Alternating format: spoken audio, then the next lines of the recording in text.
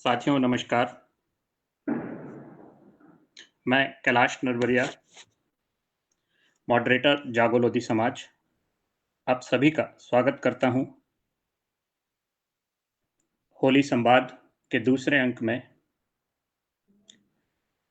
आज हम अपनी चर्चा को गतांक से आगे बढ़ाएंगे। कल हमारा विषय था शिक्षा। आज उसी तारतम्य को आगे बढ़ाते हुए हम चर्चा करेंगे आदरणीय GST commissioner Bhopal Lokesh Lelhare sir से रोजगार के विषय में। तो आइए इस कार्यक्रम को शुरू करते हैं। मेरा पहला प्रश्न सर आपसे है कि हमारे लोधी समाज के परिप्रेक्ष्य में रोजगार को आप किस प्रकार देखते हैं सर? बहुत बहुत धन्यवाद कैलाश जी। सबसे पहले तो मैं आप सभी को, जागो लोधी समाज की पूरी टीम को, समाज के पूरे व्यूअर्स को जो ऑनलाइन आज इसका कार्यक्रम देख रहे हैं, उन सबको होलिका दहन की बहुत बहुत शुभकामनाएं प्रेषित करता हूं। साथ ही आज मेरे पिता की पुण्यतिथि है, तो इस अवसर में मैं उन्हें याद करते हुए उनके चरणों में श्रद्धा सुमन अर्पित करता हूं। और आज की बात की शुरुआत हम कल की ही बातों को आगे करते हुए करेंगे, क्योंकि समाज, मेरा मानना है कैलाश जी, समाज में अगर विकास को हम रोजगार को देखते हैं तो रोजगार के साथ शिक्षा जुड़ा हुआ है। ये दो पहलू हैं। जैसे कल मैंने बात की थी कि अवसर और योग्यता की, उस भोजन का या उस पैसे का कोई महत्व नहीं जिसका उपयोग हमारे जीवन में ना हो। उसी प्रकार उस शिक्षा का हमारे समाज में कोई उपयोग नहीं है जिससे हमें रोजगार प्राप्त ना हो, जिसका हमें आउटपुट प्राप्त ना हो। और हम अक्सर, आप देखते हैं, कल भी मैंने कई मैसेज देखा है, उसमें ये कहा जा रहा था कि सर सरकारी नौकरी नहीं लगी, शिक्षा का क्या मतलब है। लोगों का यही कहना, सरकारी नौकरी के पीछे का संदर्भ यही रहता है कि शिक्षा से कुछ भी लाभ नहीं हुआ तो शिक्षा का क्या मतलब है। देखिए, मैं हमेशा शिक्षा को दो रूप में देखता हूँ। ज्ञान के रूप में मैंने आपसे बोला था, नॉलेज। शिक्षा का एक रूप जो है वो आपको नॉलेज प्रदान करता है, अवसर प्रदान करता है, और यदि उस अवसर का आप उपयोग नहीं कर पा रहे हैं तो इसमें आपकी गलती है। वो अवसर, अब हम अवसर के बाद योग्यता सरकारी क्षेत्र, रोजगार के क्षेत्र में आए। अवसर का मतलब यही है, शिक्षा ज्ञान मिलने के बाद वो अवसर प्रदान करती है आपको सरकारी क्षेत्र में जाने के लिए, आपको प्राइवेट क्षेत्र में जाने के लिए। आप उससे व्यवसाय के क्षेत्र में जा सकते हैं, आप उससे अन्य क्षेत्रों में, तकनीकी क्षेत्रों में, आप आर्ट के क्षेत्रों में, आप गायन के क्षेत्रों में, आप संगीत के क्षेत्रों में, आप नृत्य के क्षेत्रों में, या कई ऐसे क्षेत्र खुल जाते हैं शिक्षा के बाद जहां पे आप जा सकते हैं। अब समाज के जब विकास की बात हम करते हैं तो मेरा ये मानना है, चाहता है कि उसके पास पैसा हो, उसके पास इज्जत हो, उसके पास सम्मान हो। तो मैं आज समाज की स्थिति को देखते हुए मानता हूं कि सबसे आसान माध्यम हमें सम्मान, हमें इज्जत, हमें पैसा, हमें गाड़ी घोड़ा प्राप्त करने का सबसे आसान माध्यम है अच्छी तरह से, तो आपको अवसर मिलते हैं। और यदि इन अवसरों का आपने अपने व्यवहारिक ज्ञान, व्यवसायिक ज्ञान, तकनीकी ज्ञान के आधार पर लाभ ले लिया तो आप जिंदगी में सफल हो जाएंगे, और आप सफल होंगे तो समाज सफल होगा। तो शिक्षा प्राप्त करने के बाद मौका मिलता है व्यवसाय करने का, सरकारी प्राइवेट क्षेत्र में जाने का और अन्य क्षेत्रों में जाने का।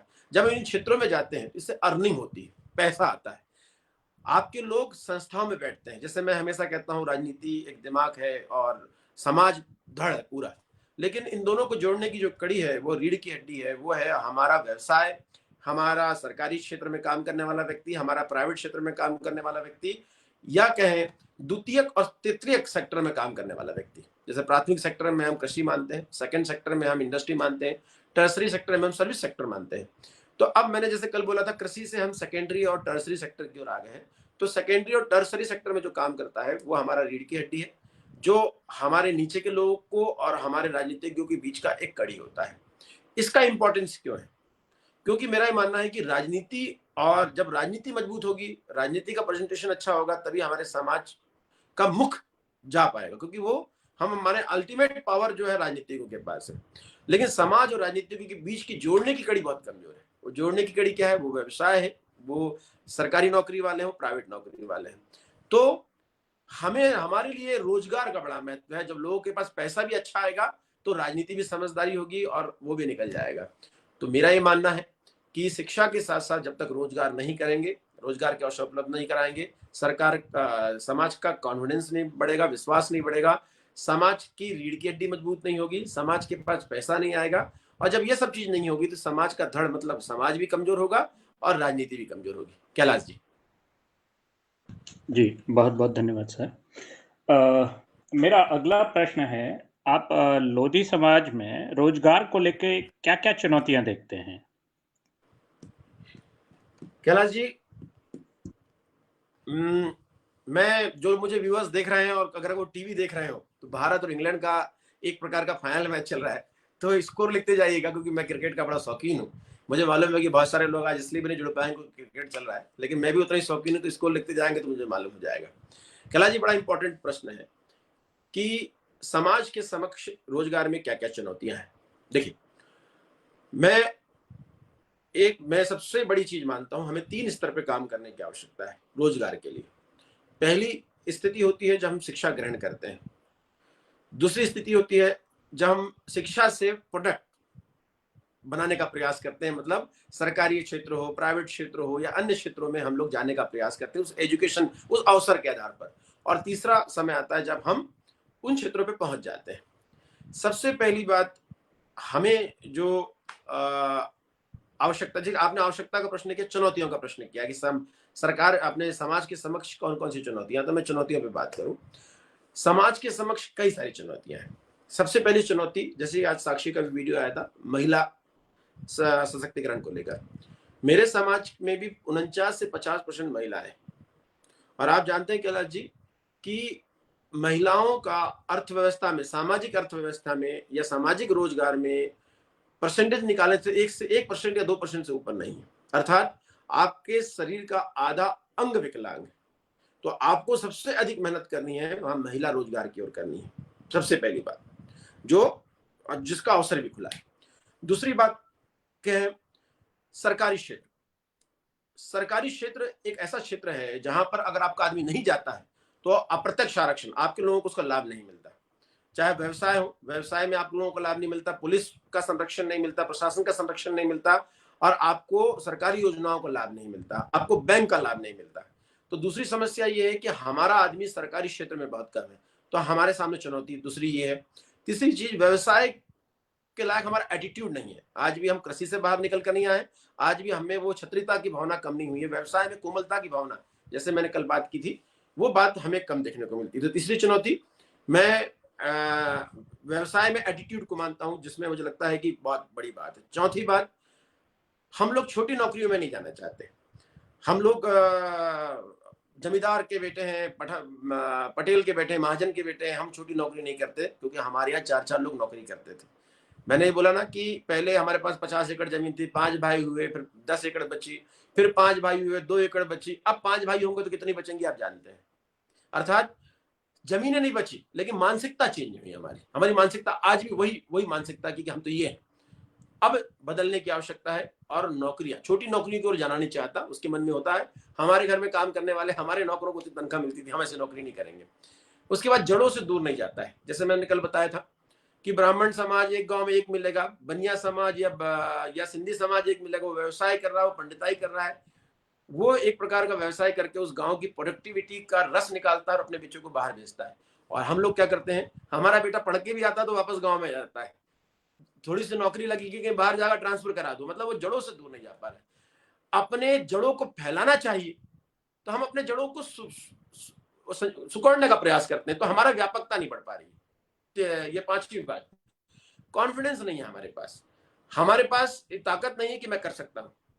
हमारे साथ वाले हमेशा ही बोलते हैं कि तो बड़े लोगों की बात है, कलेक्टर बनने की बात है, बड़े लोगों की बात है, कंपनी खोलना है, बड़े लोगों की बात है, कहीं बाहर जाना है, बड़े लोगों की बात है, विदेश जाना है, अरे अपन नहीं कर सकते, बड़े लोगों की बात है। तो कॉन्फिडेंस की कमी है। फिर सरकारी योजनाओं का ज्ञान नहीं है, हमें जो सरकारी योजनाएं आ रही हैं उसका ज्ञान नहीं है, ऐसा कोई प्लेटफॉर्म नहीं है, ऐसे लोग नहीं है जो हमको इसमें बताएं और उसका लाभ दिलवाएं। स्वरोजगार की बहुत सारी योजनाएं जिसका हम लाभ नहीं ले पा रहे हैं। अगली बात करें तो हमको वोकेशनल जो जॉब्स है उनकी कमी है हमारे पास। मैं आपको एक चीज बताना चाहूंगा, मैंने एक व्यक्ति से पूछा, आपको इलेक्ट्रिक का काम आता है? साहब नहीं आता। आपको पेंटिंग का काम आता है? साहब नहीं आता। आपको कारपेंटर का काम आता है? साहब नहीं आता। आपको कंप्यूटर का काम आता है? साहब नहीं आता। आपको मिठाई बनाने का काम आता है? साहब नहीं आता। आपको खेती का काम आता है, आप वहां वर्क कर सकते हैं? नहीं आता। आपको लेबर का काम आता है? साहब नहीं आता। जब काम ही नहीं आता तो कोई काम कैसे देगा आपको? एजुकेशन डिग्री प्राप्त करने से कुछ नहीं होना, कागज का टुकड़ा है। उसके बाद अगली बात योग्यता होती है। जब तक आप वैल्यू एडिशन नहीं करेंगे किसी कंपनी के लिए तो आपको नहीं होगा, तो आपको आना पड़ेगा। तो ये कमी है हमारे समाज की, जिसमें वोकेशनल ट्रेनिंग की कमी है। उसके बाद हमारे समाज में केवल सरकारी नौकरी को ही पढ़ाई मान लिया है। वो एमबीए, एमसीए, आईआईटी, इंजीनियरिंग, वो एडवर्टाइजिंग एजेंसीज, वो कमीशन एजेंट, वो होटल मैनेजमेंट, वो टूर एंड ट्रेवल जैसे नए जॉब्स की ओर आगे नहीं बढ़ रहा है, जहां पे अपॉर्चुनिटी भी बहुत है, जहां पैसा भी बहुत है। उन क्षेत्रों की ओर नहीं जा रहा है, तकनीकी क्षेत्रों की ओर नहीं जा रहा है। उसके बाद सेलिंग एबिलिटी नहीं है उसके पास। देखिए, मैं आपको बताऊंगा इसके बारे में, मुझसे अगला क्वेश्चन करिएगा कि सेलिंग एबिलिटी क्या है, IQ EQ, तो मैं उसमें बात करूंगा। इसके बाद हमारे पास टेक्निकल डिग्रीज नहीं है, हमारे पास हुनर नहीं है। जब हमारे पास ये सब चीज नहीं है तो हमारे पास चुनौती होना स्वाभाविक सी बात है कैलाश जी। तो मुझे लगता है समाज के समक्ष ये चुनौती है कि जॉब के ऑप्शन तो हैं, जॉब के ऑप्शन कम है, उसमें भी हम अपनी भूमिका अदा नहीं कर पा रहे हैं।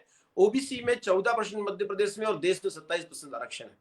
आप हम ओबीसी की लड़ाई भी लड़ रहे हैं, लेकिन आप देखेंगे कि ओबीसी में भी लोधी समाज का कितना प्रतिनिधित्व है, तो बहुत कम है, जबकि जनसंख्या बहुत अधिक है। तो हमारे हुनर में, हमारे कौशल में और हमारे डिटर्मिनेशन, डेडिकेशन में कमी है। ये हमारी चुनौती है। कैलाश जी।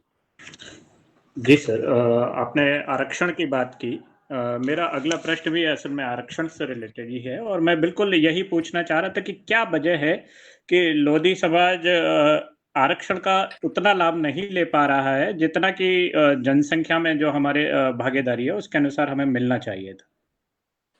देखिए, अगर हम ओबीसी की बात करें, तो मैं अगर नौकरियों की बात करूं, तो नौकरी सरकारी क्षेत्र में भी नौकरी निकलती है, प्राइवेट जॉब्स भी उपलब्ध है, व्यवसाय भी उपलब्ध है।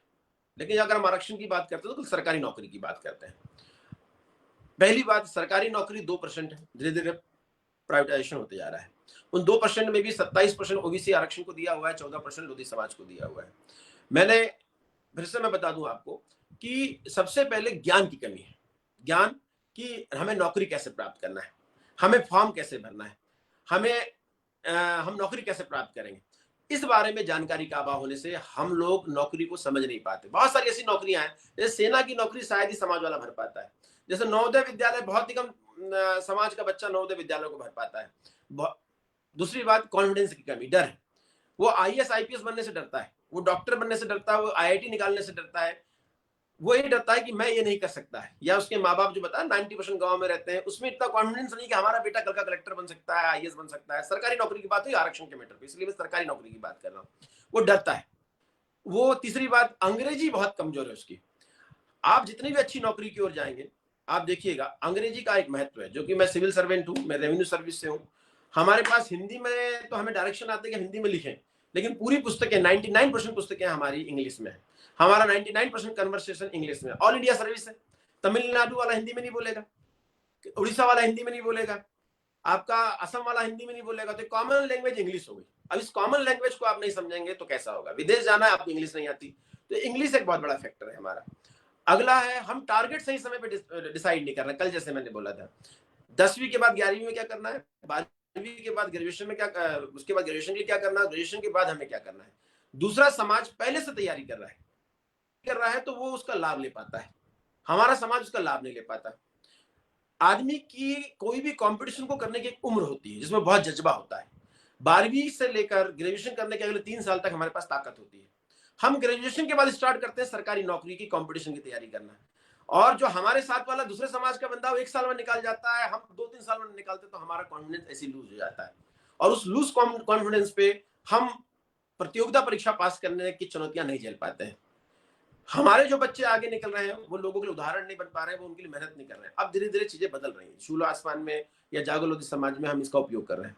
हमारे सोशल मीडिया प्लेटफॉर्म है, वो राजनीति की बात तो बहुत कर रहे हैं, हमारे समाज और गांव में राजनीति की बात, धर्म की बात, समाज की बात बहुत हो रही है, लेकिन एजुकेशन की बात नहीं हो रही, तो उनमें वो चीज नहीं जा रही थी जो हमने बोला कि कुछ लोग कुछ दिनों से हमने लाने का प्रयास किया है।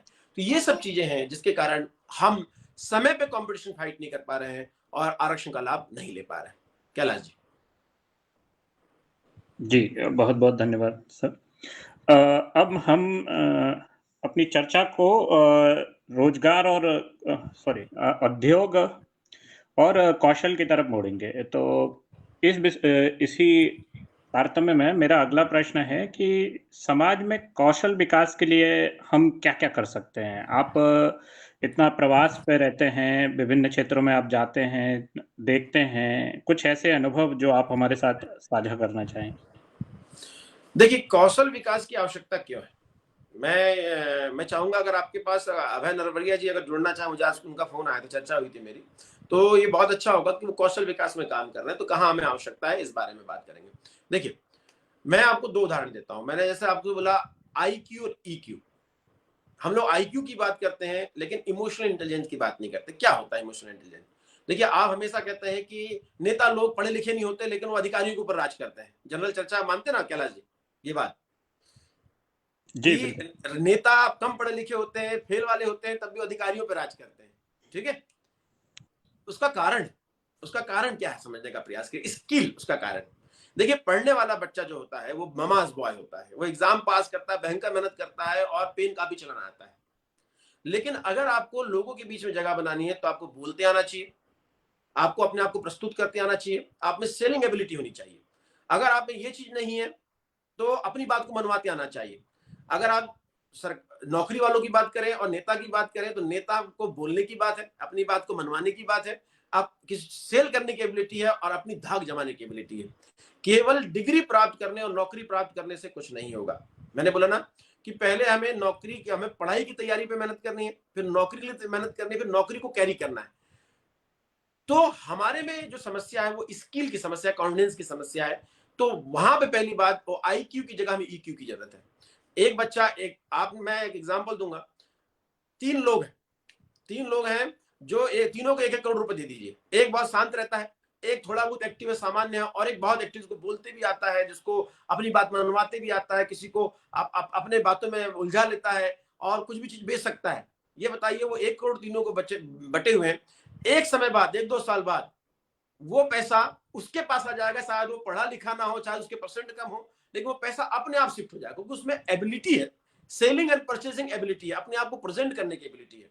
तो सबसे पहले हमें इस एबिलिटी का विकास करना है, स्किल का। इसीलिए ये सोशल प्लेटफॉर्म इसके लिए बहुत अच्छे उपयोगी साबित हो सकते हैं। इसीलिए हम लोग अपने कार्यक्रमों में इसी की बात करेंगे। टारगेट डिसाइड करो और कॉन्फिडेंस डेवलप करो, सकारात्मक रहो, बोलना सीखो। हमारा ये उद्देश्य रहता है कि आप बोलना सीखो। आईक्यू और ईक्यू की बात करूं मैं, एक कंपनी में किसी आईआईटीएंस का 1 करोड़ का जॉब लगा पर ईयर का, एक ने इंजीनियरिंग किया और उसका जॉब लगा 50 लाख का। लेकिन जिसमें सेलिंग एबिलिटी अधिक होगी ना, आप नेटवर्क मार्केटिंग में देखिएगा, आप मार्केटिंग में देखिएगा, जिसमें सेलिंग एबिलिटी अधिक होती है ना, उसका परसेंटेज नहीं देखा जाता, वो आगे निकल जाता है। इसी प्रकार आईएएस पीसीएस के एग्जाम में भी जिसका प्रेजेंटेशन की एबिलिटी बहुत अच्छी होती है ना, कभी कभी कई सारे टॉपर फेल हो जाता है उसमें, लाखों की संख्या में सब स्कूल के टॉपर भाग लेते हैं, लेकिन 40% उसमें सेकंड डिवीजन वाले भी आईएएस बन जाते हैं, क्योंकि उनकी प्रेजेंटेशन की जो एबिलिटी अच्छी होती है और बोलने की एबिलिटी अच्छी, इंटरव्यू को अच्छे नंबर मिलते हैं। तो हमारी जो एबिलिटी है यहाँ पे कम है। तो अब इसके लिए क्या करें, स्किल डेवलपमेंट के लिए हम क्या करें? देखिए, सरकार ने बहुत सारी योजनाएं चलाई। अभय नरवरिया से मेरी बात हो रही थी, वो उन्होंने बोला कि सर, बोले मेरे हजारों की संख्या में लोग आते हैं, क्या क्या करते हैं? बोले सर, हम प्लम्बर का काम सिखाते हैं, हम इलेक्ट्रिशियन का काम सिखाते हैं, हम ब्यूटी पार्लर का काम सिखाते हैं, मेहंदी लगाना सिखाते हैं, हम बैग बनाना सिखाते हैं, हम सैनिटरी पैड बनाना सिखाते हैं, हम सिलाई कढ़ाई सिखाते हैं। बोले हम समाज को बुला बुला के परेशान है, समाज नहीं आता। वो बोलता है कि छोटी नौकरी हम नहीं करेंगे, खाने को घर में नहीं, लेकिन छोटी नौकरी नहीं करेंगे। जब तक उसमें स्किल डेवलप नहीं होगा तब तक वो आगे नहीं निकल पाएगा। बीए एमए के कागज की डिग्रियां अवसर प्रदान कर सकता है, लेकिन आप जब आगे बढ़ेंगे जब आप में स्किल होगा। तो हमें स्किल के जितने भी प्रोजेक्ट चल रहे हैं, योजनाएं चल रही है, उनका लाभ लेना पड़ेगा और ऐसे छोटे छोटे कार्यक्रम करने पड़ेंगे, लाइव प्रोग्राम करने पड़ेंगे। क्या लाल जी? जी, धन्यवाद सर।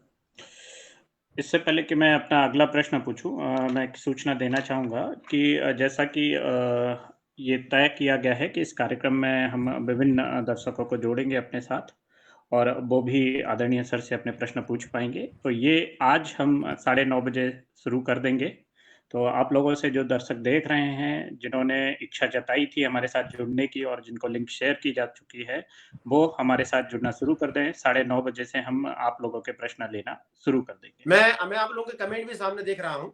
नरेंद्र राजपूत जी ने कमेंट किया, लक्ष्मी जी ने, सुनील भी अच्छा रोजगार कर रहा है, सुनील को भी लाया जा सकता है। कविता पथारिया, केवल मेरे ही विचार नहीं, जो लोग जॉब ऑलरेडी कर रहे हैं उन लोगों को भी लाया जा सकता है, जो इन क्षेत्रों में काम कर, वो भी अपने विचार दे सकते हैं, लोगों को उनकी जानकारी मिलेगी। इसके बाद दसरिया हैं, वो भी जुड़े हुए हैं, उन्होंने भी बात, कविता जी भी जुड़ी हुई हैं, और नीति पटेल जी भी जुड़ी हुई हैं। नवोदय में, बहुत अच्छी बात है, आपका बेटा नवोदय में है। इसके साथ साथ एलाल ब्रांड देख रहा हूँ, विजय बरिया जी जुड़े हुए हैं, वर्षा जी जुड़ी हुई हैं, एडवोकेट निशांत राजपूत जी जुड़े हुए हैं।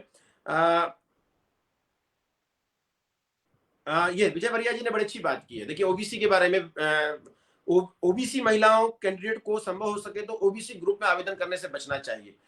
कोई प्रश्न हो कैलाश जी? तो फिर मैं ओबीसी महिलाओं को क्यों जनरल में कॉम्पीट करना चाहिए, इस बारे में बात करूंगा। पहले प्रश्न हो तो प्रश्न कर लें। जी, असल में मैं आखिरी प्रश्न के रूप में आपसे यही रखना चाहूँगा कि सोशल मीडिया इस पे किस तरीके की भूमिका निभा सकती है, जिससे कि हम अधिकतम जानकारी जो हमारे समाज के बंधु हैं उन तक पहुंचा सकें। विभिन्न प्रकार के रोजगार के क्षेत्र में जो भी अवसर हैं, जो भी बारीक बातें हैं, उनको रखी जा सके। तो उस बारे में आप हमें ज़रूर मार्गदर्शन दें। साथ ही आप जो प्रश्न लेना चाह रहे हैं, मैं चाहूँगा आप उनको भी लें। धन्यवाद सर। प्रश्न कोई ले रहा है आपका कैलाश जी, कि मैं आपको सोशल मीडिया के बारे में बताऊं? अभी हम सूचना जुड़ने के लिए दी गई थी। अब 9:30 से हम स्टार्ट करेंगे सर। ठीक है। देखिए, सोशल मीडिया का क्या उपयोग है, मैंने कल भी आपसे बताया था कि जैसे जागो लोधी समाज है, कोई फॉर्म आता है, उस फॉर्म के बारे में बहुत चर्चा की, नवोदय स्कूल के एग्जाम्स आते हैं, उसके बारे में बहुत चर्चा की जाए। आप जो योजना आती है सरकार की, आयुष्मान कार्ड योजना है, बीमा योजना है, स्वरोजगार की योजना है, उसको सोशल मीडिया में बहुत अधिक प्रचारित किया जाए। जैसे विजय लोधी जी ने बड़ी अच्छी बात लिखी कि ओबीसी की महिलाओं को ओबीसी पर फॉर्म नहीं भरना चाहिए। उसका रीजन मैं बता दूं आपको। देखिए, ओबीसी को कितने परसेंट मिलते हैं? 27% मिलते हैं, और बाकी परसेंट कितने बच गए आप सोचिए। आपने 27 हटा दिया तो बच गए आपका, और जनरल का कितना? 50%, 51%, क्योंकि एसटी एससी का भी हटा दिया आपने। आप ये बताइए कि महिला को जो आरक्षण मिलता है, महिला को आरक्षण जो मिलता है, ओबीसी महिला को पहले ओबीसी में आरक्षण मिलेगा, फिर ओबीसी में मौका मिलेगा, फिर जनरल में अगर उसके अंक अधिक है तो जनरल में चले जाएंगे। लेकिन एक नियम है कि जब जनरल में जाएगी तो जनरल महिला में उसे आरक्षण नहीं मिलेगा। कहां नहीं मिलेगा? जनरल महिला में उसे आरक्षण नहीं मिलेगा, जहां पे 33% का आरक्षण है। तो उसे कहां फॉर्म भरना चाहिए? सबसे पहले फॉर्म भरना चाहिए तो 51% में उसे 33% में मौका मिलेगा। 27% में केवल 33% नहीं, मध्य प्रदेश में तो 14% में 33% होगा मध्य प्रदेश में। इससे अच्छा है कि वह ओबीसी का फॉर्म कहां भरे? ओबीसी का फॉर्म भरे वो जनरल में। उसका क्या फायदा होगा? उसका फायदा यह होगा कि 55% का 33% निकाल दीजिए तो आपको समझ में आएगा। ओबीसी की महिला अगर जनरल में भर्ती है तो उसके पास जनरल के 33% भी होंगे और फिर जनरल का 50% भी होगा। इस प्रकार से पूरा 50% उसके पास होगा। महिला का 33% होगा तो उसके पास अधिकतम संभावना होगी जहां पे वो लाभ प्राप्त करेगी। अगर ओबीसी से फॉर्म भरती है तो केवल 14% प्लस महिला का 14% मिलेगा उसको, जनरल का आरक्षण 33% का लाभ नहीं मिलेगा। तो संभावनाएं कम हो जाती हैं। ओबीसी में महिला में डालने से अच्छा है कि जनरल महिला में डाला जाए। तो इस प्रकार की सूचनाएं, इस प्रकार के विचार जब बारीकी से लिखकर, मैं विजय बरिया जी से बोलूंगा कि जो आपका कॉन्सेप्ट है इस मैटर पे, उसको बारीकी से लिखकर सोशल मीडिया पे डालिए और इसको लाइव भी करिए। आलोक संवाद होता है, ये संवाद होता है, इसके माध्यम से सामने लाइए तो इसका लाभ मिलेगा। कैलाश जी? जी सर, समय हो चुका है तो मैं हमारे साथ जुड़ी हुई आदरणीय वंदना मैडम को आमंत्रित करूंगा कि वो अनम्यूट करें और अपना प्रश्न पूछें सर से। नमस्कार सर। नमस्कार वंदना जी, कैसे हैं आप? मैं बिल्कुल ठीक हूँ। मेरा सवाल था कि जैसे कि मैं एक समूह चलाती हूँ, तो इसके लिए तो मैं फंड अरेंज करती हूँ। तो बहुत सारी ऐसी बेरोजगार महिलाएं हैं जो उनका स्किल बहुत अच्छा है, काम बहुत अच्छे से करती हैं और उनमें मैक्सिमम तो अभी भी इतनी ऐसी हैं जिनको पढ़ना नहीं आता है या लिखना नहीं आता है, तो बाहर का उनको कोई जॉब मिलता भी नहीं है। तो ऐसी महिलाएं जो कि काम अच्छा करती हैं अपनी अपनी फील्ड में, चाहे वो सिलाई कढ़ाई या कुछ भी काम हो, तो उनको गवर्नमेंट की तरफ से क्या बेनिफिट मिल सकता है वो, या क्या लाभ ले सकती हैं? गवर्नमेंट की कोई स्कीम है? क्योंकि जीरो इन्वेस्टमेंट के साथ में यदि वो स्टार्ट करती हैं अपना बिजनेस तो बहुत लंबा टाइम लगता है उनको, तो क्या कोई ऐसा तरीका है जिससे कि उनको फंड मिल सके रोजगार स्टार्ट वंदना करने जी, के लिए? सबसे पहले तो मैं सुनने वालों को बहुत बहुत धन्यवाद वंदना जी। सबसे पहले तो मैं वंदना जी के बारे में हल्का सा बताना चाहूंगा। वंदना जी अपने फैमिली मेंबर, चाहे वो ससुराल पक्ष हो मायका पक्ष हो, जितने बच्चे गांव में हैं उनके रहते हैं, उनको अपने पास भोपाल लाई हैं, क्योंकि वो डॉक्टर हैं। तो उन्होंने जितने भी महिलाएं बच्चियां हैं उन सबको किसी में जो बीएचएमएस बन सकता है उनको बीएचएमएस की कॉलेज में डाल दिया है, जो नर्सिंग कर सकता है उनको नर्सिंग कॉलेज में डाल दिया है, जो प्राइवेट सेक्टर में जा सकता है उनको वहां डाल दिया है। इस प्रकार से उन्होंने अपने गाँव से पूरी बच्चियां और पूरे बच्चे जो पढ़ सकते हैं उनको भोपाल लाकर एजुकेशन दिलाई है और सभी जगह अच्छी जगह गए हैं। तो एक एग्जाम्पल है वंदना जी आप, कि मेरा मानना है कि हम लोग जब आगे निकलते हैं, अगर समाज को आगे ले जाना है रोजगार के क्षेत्र में, हम जब आगे निकलते हैं तो आवश्यकता इस बात की भी है कि जो हम लोग जब शहर आ चुके हैं तो हमारे गांव के लोग, चाचा मामा काका नाना, हमारे परिवार के लोगों को भी हम बाहर लाकर इस प्रकार से करेंगे तो समाज में एक मैसेज जाएगा, वो भी अगले के लिए एग्जाम्पल क्रिएट कर पाएंगे। मैं एग्जाम्पल की बात करता हूँ।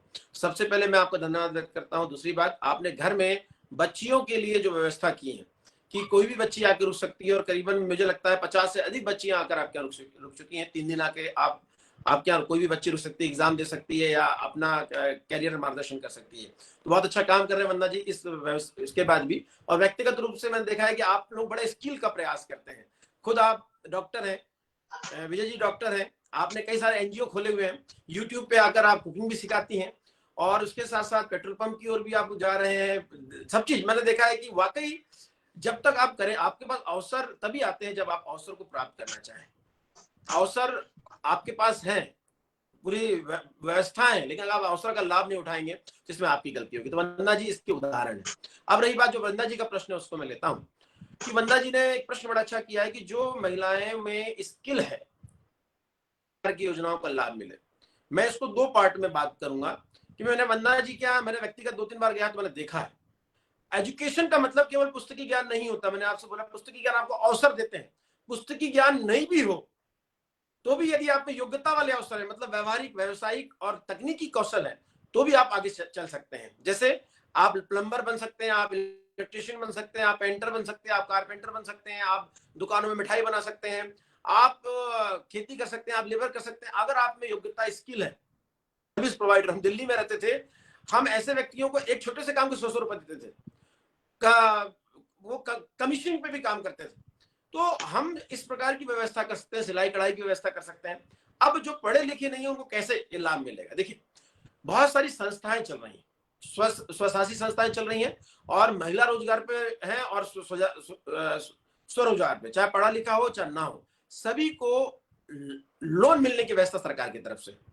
मेरा ये मानना है कि बैंकों के व्यक्ति को, मैं मोनेश्वर नकपुरे को इस बारे में लाया था, उन्होंने सब योजनाओं के बारे में बताया था कि बिना पढ़ा लिखा व्यक्ति को भी अपने धंधे को खोलने के लिए लोन गवर्नमेंट देती है। बस उसे स्टेब्लिश करना पड़ता है कि आप जिस जगह पे काम कर रहे हैं वहां पे काम हो रहा है, वहां मशीनें हैं, वहां लोग काम कर रहे हैं और आपका कुछ टर्नओवर है। यदि आप 1-2 साल से काम कर रहे हैं और आपने अपना काम को बढ़ाना चाहते हैं तो आप इनकम टैक्स रिटर्न भरना चालू करिए। अगर आप इनकम टैक्स रिटर्न भरते हैं तो सरकार या बैंक उसको बहुत ही वैलिड डॉक्यूमेंट मांगता है। आप अपना फॉर्म 16 भरना चालू करिए, इनकम टैक्स रिटर्न भरना चालू करिए, अपनी बैलेंस शीट बनाना चालू करिए। जैसे ही आप इन चीजों को बनाना चालू करेंगे, आपको बैंक आप पे विश्वास करना चालू करेगा, आप पढ़े लिखे हैं या नहीं है इस पे मैटर खत्म हो जाएगा। तीसरी बात, आप एक रजिस्टर्ड संस्था भी तैयार कर सकते हैं, 3-4 लोग मिलकर रजिस्टर्ड संस्था तैयार कर सकते हैं और रजिस्टर्ड संस्था को सरकार बहुत जल्दी लोन दे देती है। तो इस प्रकार की व्यवस्था है। इसके अलावा प्राइवेट सेक्टर भी है, कई सारी एनजीओ हैं, कई सारी संस्थाएं हैं, कई सारी बिस्सी, मैंने आपसे बोला ना कि बहुत सारी बालाहाट में हमारे बिस्सी चलती है। क्या होता है कि 50 महिलाओं का ग्रुप, 25 महिलाओं ग्रुप है, सबने महीने में 1-1 हजार रुपए इकट्ठा किया और एक महीने जिसके नाम से बिस्सी खोलो कि पूरा पैसा उसको दे दिया जाता है। होता क्या है, इससे उस महिला को एक साथ मिल जाता है 40-50 हजार रुपए। वो अपने रोजगार को उस तरीके से आगे बढ़ा लेती है और हर महीने वहां से पैसा कमा कमा के 1-1 हजार रुपए देती जाती है। तो ये ऐसी व्यवस्था है जिसके आधार पर कम पढ़े लिखे और स्किल्ड लोगों को भी आगे बढ़ने का मौका दिया जा सकता है। वंदना जी, एक और बात मैं बोलूंगा जो धीरूभाई अंबानी ने बोला था, पढ़ाई और कमाई में कोई रिश्ता नहीं। पढ़ाई यानी डिग्री 10वीं 12वीं ग्रेजुएशन की डिग्री केवल अवसर प्रदान करती है कि 10-12वीं कर लिया तो IIT और नीट के लायक हो गए, ग्रेजुएशन हो गया तो IAS वाईएएस जितने भी सर्विस कॉम्पिटिशन एग्जाम उसके लायक हो गए, एक अवसर। उसके बाद तो आपकी क्वालिटी आप पे निर्धारित करेगी, आपकी मेहनत आप पे निर्धारित करेगी कि आप क्या बनते हैं। तो धीरूभाई अंबानी बड़ी अच्छी बात की थी, पढ़ाई और कमाई में कोई संबंध नहीं है। पढ़ाई करके केवल कागज दिखा के कोई लाभ नहीं जब तक आप उस ओर मेहनत ना करें। सही बात है। मेरे पास जो मैनेजमेंट का काम देखती है वो लड़की पढ़ी लिखी है और केवल उसको 3,000 रुपए कमा पाती है, और जो अनपढ़ है और जो दिन भर सिलाई का काम करती है वो 18 से 20,000 रुपए तक कमा लेती हैं। बिल्कुल सही बात है, बिल्कुल सही बात है वंदना जी। प्रदीप सिंह लोधी जी ने कहा है फिल जनरल में फॉर्म करना होगा, ओबीसी में नहीं फॉर्म करना पड़ेगा। मैं चाहता हूं विजय बरगे जी अगर मुझे सुन रहे हैं तो इस विषय पे आलोक संवाद में किसी अच्छे व्यक्ति को, एक्सपर्ट को लाके जो आरक्षण के बारे में बहुत बारीकी से समझा पाए उसको जरूर बुलाइएगा ताकि लोगों को इस बारे में मालूम हो जाए। अवधेश लोधी जी ने कहा बैंक लोन नहीं दे रहे हैं सर। अवधेश लोधी, बिल्कुल अवधेश जी, बैंक लोन नहीं दे रहे हो, ये हो सकता है। हम अपने आपको कुछ बैंक मैनेजरों के नंबर शेयर कर देंगे, आप उनसे बात करिएगा कि आपको बैंक लोन क्यों नहीं मिल रहा है। बैंक लोन के 2-3 कारण होते हैं। अभी मेरे पास एक करेला से एक बच्चा आया था, मैंने बोले सर मेरे को बैंक लोन नहीं दे रहे सब कुछ होने के बाद। उन्होंने मुझे बैंक मैनेजर का नंबर दिया। जब मैंने बैंक मैनेजर से बात की तो उन्होंने बोला कि सर जो उनकी जमीन बोल रहे हैं मकान बनाने के लिए, उसमें 2 भाइयों का नाम था, बेचा एक भाई ने, दूसरों का कोई भी समझौता पत्र नहीं है। मैंने उनसे बोला हूं कि समझौता पत्र दे दे, अन्यथा कभी विवाद की स्थिति होगी तो बैंक लोन डूब जाएगा। तो कहीं ना कहीं हमें डॉक्यूमेंट का भी ज्ञान नहीं है। तो बैंक लोन लेने के लिए फिर से मैं कैलाश जी ये बोलना चाहूंगा कि बैंक लोन और बैंक की योजनाएं कौन कौन सी है, उसमें कई सारे बैंक मैनेजर है, मैं आपको नाम दे दूंगा, उनको भी लेकर आइएगा। सरकारी योजनाओं का डॉक्यूमेंटेशन बहुत जरूरी है, ज्ञान बहुत जरूरी है। कैलाश जी। जी सर जी। अब मैं प्रश्न पूछने के लिए आमंत्रित करूंगा हमारे साथ जुड़े हुए मनोज लोधा जी को। मनोज जी अनम्यूट कीजिए और अपना प्रश्न पूछें।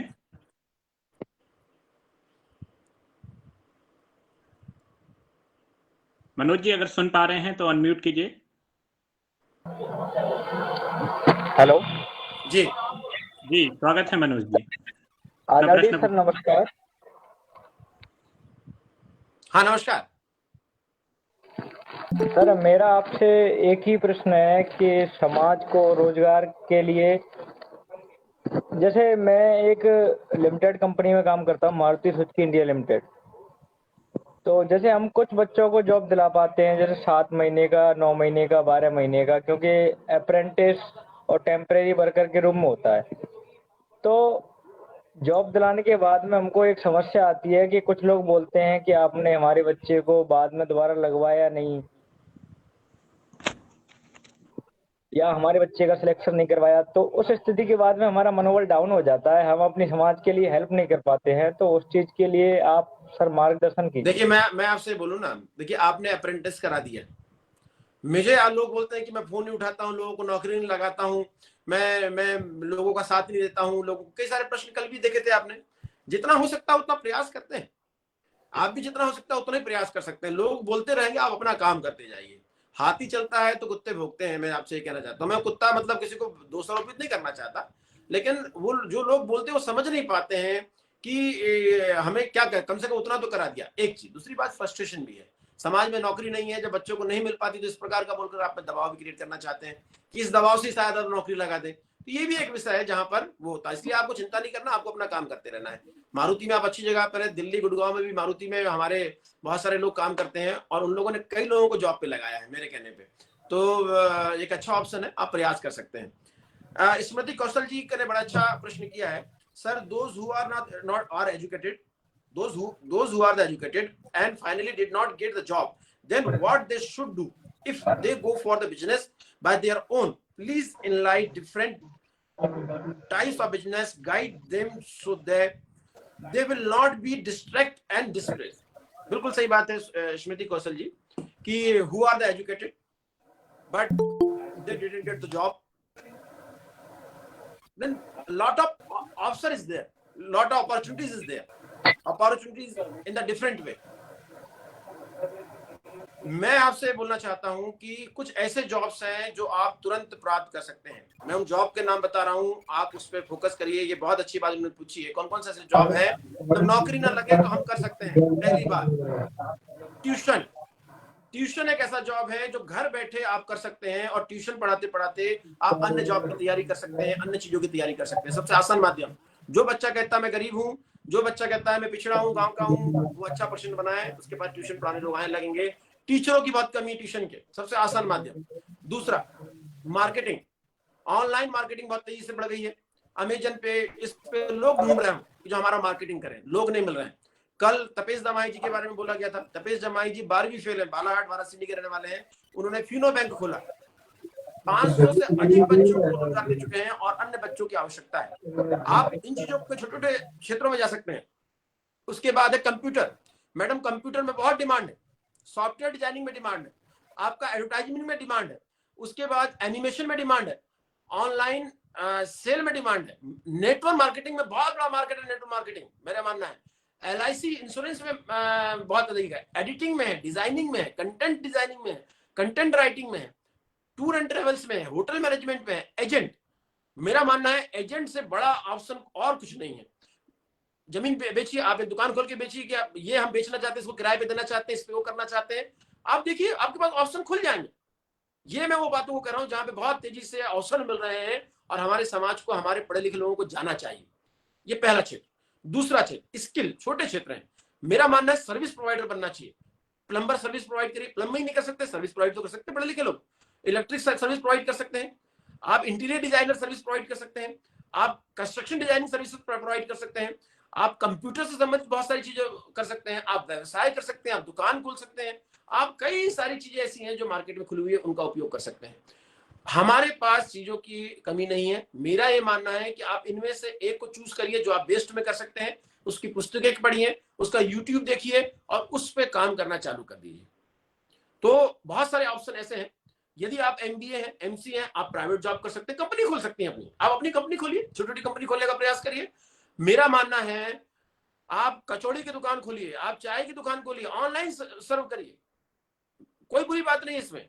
महिलाओं की ड्राइविंग खोलिए, आप उन्हें सेकेंड हैंड व्हीकल का वो करिए, डेकोरेशन खोलिए, इवेंट मैनेजर बनिए।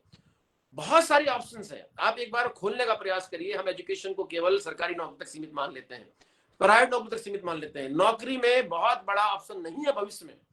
मैं सरकारी नौकरी की बात इसलिए करता हूं, समझने का प्रयास करिएगा कि सरकारी नौकरी अन्य लोगों के लिए अपॉर्चुनिटी क्रिएट करती है। यदि आपका कलेक्टर बैठा है, आपके लोगों का पैसा नहीं रुकेगा, आप लोगों पे केस नहीं बनेंगे, आप लोगों को अवसर मिलेगा। यदि आपका डॉक्टर बैठा है, आप लोगों का इलाज सही होगा। यदि आप लोगों का SP बैठा है, तो पुलिस गलत तरीके की रिपोर्ट नहीं होगी। आप अगर पटवारी बैठा है, तो कोई आपकी जमीन को हड़प नहीं पाएगा। आपका कोई उद्योग में बैठा है, जिला उद्योग केंद्र में, तो आपको उद्योग लगाने के लिए पैसे मिल जाएंगे और ज्ञान भी देगा। ये जो बैकबोन है, अप्रत्यक्ष आरक्षण है, ये इसके लिए मैं सरकारी नौकरी की बात करता हूं, क्योंकि ये बैकबोन जब जाएगा तो व्यवसाय में अपॉर्चुनिटी मिलेगी, आपको रोकना कम होगा।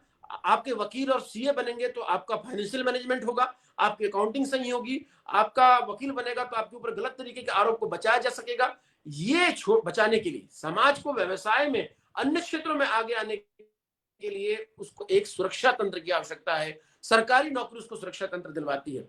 मैं SC समाज और यादव समाज की बात एग्जाम्पल देता हूं, जैन समाज की और पंजाबी समाज की एग्जाम्पल देता हूं, ब्राह्मण समाज की एग्जाम्पल देता हूं। इनकी संख्या बहुत कम है, अधिकारी कर्मचारी हर स्तर पर बैठा हुआ है। जब भी इनके लोगों को तकलीफ होती है, वो उनको सुरक्षा प्रदान करते हैं। मैं ये नहीं कह रहा हूं कि गलत चीजों के लिए, सही चीजों की सुरक्षा प्रदान करते हैं। इनके पैसे सही समय पर रिलीज हो जाते हैं, इनको कॉन्ट्रैक्ट सही तरीके से मिल जाता है, इनको ज्ञान सही तरीके से मिल जाता है, इनको लोग उनको बताते हैं। इसीलिए सरकारी क्षेत्र में आपके लोगों के आने से आपका बैकबोन मजबूत होगा, आपका व्यवसाय मजबूत होगा, आपके लोगों को अपॉर्चुनिटी मजबूत होगी। बहुत सारी ऐसी सर्विसेज, ऐसे काम है, जैसे कंटेंट डिजाइनिंग, इंग्लिश का हिंदी में, हिंदी का इंग्लिश में, एडिटिंग। ये चीजें गवर्नमेंट में वो बहुत सारा आजकल संविदा पे दे रहे हैं। टूर एंड ट्रेवल्स आजकल बहुत सारी चीज संविदा पे दे रहे हैं। आजकल प्राइवेट के काम पूरे संविदा पे दे रहे हैं, और गवर्नमेंट में अच्छा खासा पैसा आपको मिलता है। यदि आपके लोग बैठेंगे तो आपको भी मालूम होगा कि गवर्नमेंट में कौन कौन से काम हो रहे हैं, किस प्रकार से हम कामों को ले सकते हैं। जैम एक वेबसाइट है, गवर्नमेंट ई-मार्केटिंग, आपको उसके बारे में जानकारी मिलेगी। कोई भी गलत तरीके से नहीं करना है, लेकिन जब आपका आदमी बैठेगा तो आपको अवसर मिलेगा। मैडम, कोई प्रश्न अगर कैलाश? जी आप मनोज जी एक बार अनम्यूट कीजिए, डिस्टरबेंस हो रहा था आपके। जी सर एक और प्रश्न है लास्ट। जी पूछिए। सर मेरा एक कंपैरिजन के मामले में प्रश्न है। मैं पश्चिमी राजस्थान जोधपुर से पढ़ा हुआ हूँ। तो वहाँ पर लोगों के पास इतनी जमीन ना होते हुए भी वो लोग इतने संपन्न और खुशहाल हैं। और मेरे गांव की बात करूं तो मेरे गांव में 60 बीघा 80 बीघा जमीन होते हुए भी लोग अभी बहुत ज्यादा गरीब हैं। लोगों की जमीनें जा रही हैं कर्जे में। तो उन लोगों को क्या ऐसा कुछ करना चाहिए कि जिससे वो लोग अपनी इस गरीबी से ऊपर आ सके? देखिए, अगर 70-80 एकड़ जमीन है तो मेरा मेरा दो मानना है। उनकी अर्निंग से उनकी एक्सपेंडिचर अधिक है। व्यक्ति इन सब चीजों में, जब 70-80 एकड़ जमीन है तो धान भी लगाएंगे तो उसका फायदा होता है। 1 एकड़ जमीन में 20,000 रुपए का फायदा तो हो जाता है। मैं भी किसान। अगर आपके पास 80 एकड़ जमीन है, अगर आपने ठेके में भी दिया है तो 10,000 रुपए ठेके के हिसाब से मिलता है। यानी 80 एकड़ का 8 लाख रुपए साल का मिल जाएगा। तो मेरा मानना है कि थोड़ा सा हमारी अकाउंटिंग को ठीक करनी पड़ेगी। यदि वो उनका एक्सपेंडिचर अधिक, इसका मतलब उनके खर्चे अधिक है, तो एक तो उनको एग्रीकल्चर को प्रॉपर तरीके से ध्यान देना पड़ेगा। दूसरी बात, अगर वो एग्रीकल्चर नहीं करना चाहते, पढ़ के कुछ करना चाहते हैं, तो मेरा मानना है कि उनको एग्रीकल्चर के सेक्टर में भी वो काम कर सकते हैं। वो अपनी छोटी इंडस्ट्री बना सकते हैं। जो प्रोडक्शन कर रहे हैं उसी का उपयोग छोटी इंडस्ट्री में अपनी छोटी सी मशीनों के द्वारा उसको मार्केट में दे सकते हैं, उसका प्रचार कर सकते हैं, छोटी छोटी इंडस्ट्री बना सकते हैं। मैं आपसे बताऊं, सुजातीय अर्थव्यवस्था, मैंने लोधी महोत्सव में सुजातीय अर्थव्यवस्था की बात की थी कि मेरा मानना है कि केवल सरकारी क्षेत्र में एक सीमा है। सरकार भी सीमा में नौकरी लाती है, 2% ही सरकारी क्षेत्र है। तो हमें व्यवसाय और प्राइवेट क्षेत्रों में जाना पड़ेगा, शिफ्ट होना पड़ेगा। अन्य क्षेत्र जो नए मैंने व्यवसाय बताए उन क्षेत्रों पे जाना पड़ेगा, नए रोजगार बताए उन क्षेत्रों पे जाना पड़ेगा। हमें कंप्यूटर एक्सपर्ट बनना पड़ेगा, हमें कहना चाहिए हमें इंग्लिश एक्सपर्ट बनना पड़ेगा, हमें विदेशों में नौकरी ढूंढना पड़ेगा, हमें इंपोर्ट एक्सपोर्ट सीखना पड़ेगा। अपने आप को बना पाएंगे। और मेरा मानना है कि जो लोग ये सीख चुके हैं वो समाज के अन्य लोगों के लिए एग्जाम्पल क्रिएट करें और समाज ऐसे सोशल प्लेटफॉर्म में आकर वो उन्हें लोगों को नॉलेज गेन करें। तो ये मेरा मानना है आपके लिए। कैलाश जी, दूसरे लोग भी जुड़े हुए बहुत सारे, एक एक प्रश्न सबसे लेंगे तो बहुत अच्छा। बिल्कुल बिल्कुल सर। मनोज जी के बारे में मैं ज़रूर बताना चाहूँगा सर। ये हमारे ग्रुप की एक बहुत बड़ी बैकबोन है। हमारे जो पोस्टर्स और ये बनते हैं, डिज़ाइनिंग के जितने भी एस्पेक्ट हैं वो पूरे मनोज जी के नेतृत्व में संकलित होते हैं, संपादित होते हैं। अगला प्रश्न पूछने के लिए हमारे साथ इंजीनियर सुनील लोधी जी जुड़े हुए हैं LR ब्रांड से। मैं उनको आमंत्रित करूंगा कि वो आए और अपना अगला प्रश्न पूछें। सुनील जी अनम्यूट कीजिए। नमस्कार, मैं राजपूत एलान रेडीमेड। सुनील जी आप नेटवर्क आपका सही नहीं आ रहा है, आवाज नहीं आ रही है आपकी।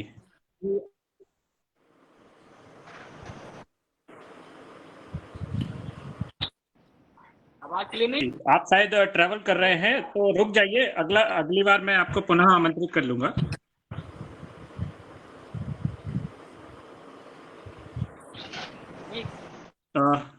अगला प्रश्न पूछने के लिए मैं आमंत्रित कर रहा हूं हमारे साथ जुड़े हुए लोधी पुष्पेंद्र सिंह जी को। वो आए और अपना प्रश्न पूछें। नमस्ते सर जी।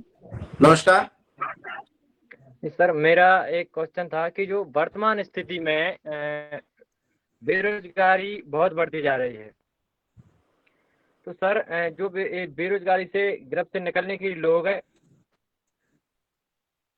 कम से कम पूंजी में ऐसा कौन सा व्यापार कर सकें, इसके उपाय बताइए। और सर मैं जिस क्षेत्र से हूँ, तो जो हमारे क्षेत्र में व्यापार प्लस रोजगार एक ही चीज है, वो है कृषि। सर ऐसा किसानों के लिए जो कम से कम खेती में किस पद्धति से कृषि करें जिससे उन्हें अधिक से अधिक पैदावार का लाभ हो। देखिए पुष्पेंद्र जी, बहुत बहुत धन्यवाद। मेरे पास सूरज लोधी जी का है, बच्चों को यूपीएससी करवाना, उनका कॉन्फिडेंस कैसे बढ़ाएं। सूरज लोधी जी, मेरा एक यूट्यूब पे वीडियो लोकेश कुमार ले ला रहे 1.5 घंटे का वीडियो, जिसमें मैंने यूपीएससी के बारे में सब बात की है कि कैसे तैयारी करना, कैसे कॉन्फिडेंस बढ़ाना, तो आप उसको देख सकते हैं। वर्षा जी भी है और बहुत सारे लोग जुड़े हुए हैं, तो मैं बाकी लोगों को भी लेता हूँ। लेकिन पुष्पेंद्र जी, आपका प्रश्न है कि लोग खेती से जुड़े हुए हैं, हम किस प्रकार से खेती को प्रोडक्टिव बनाए, पहली बात। दूसरी बात, हम अपने बच्चों को कौन कौन से ऐसे जॉब कराएं जो कम पैसे में हो सके। 2 क्वेश्चन आपका है। पहली बात कि कृषि को प्रोडक्टिव कैसे बनाएं। देखिए मैं खुद किसान हूं, आप मेरे फोटोग्राफ देखते होंगे, मेरे ब्रदर किसानी करते हैं। मेरे पास करीबन अच्छी खासी जमीन है मेरे पास।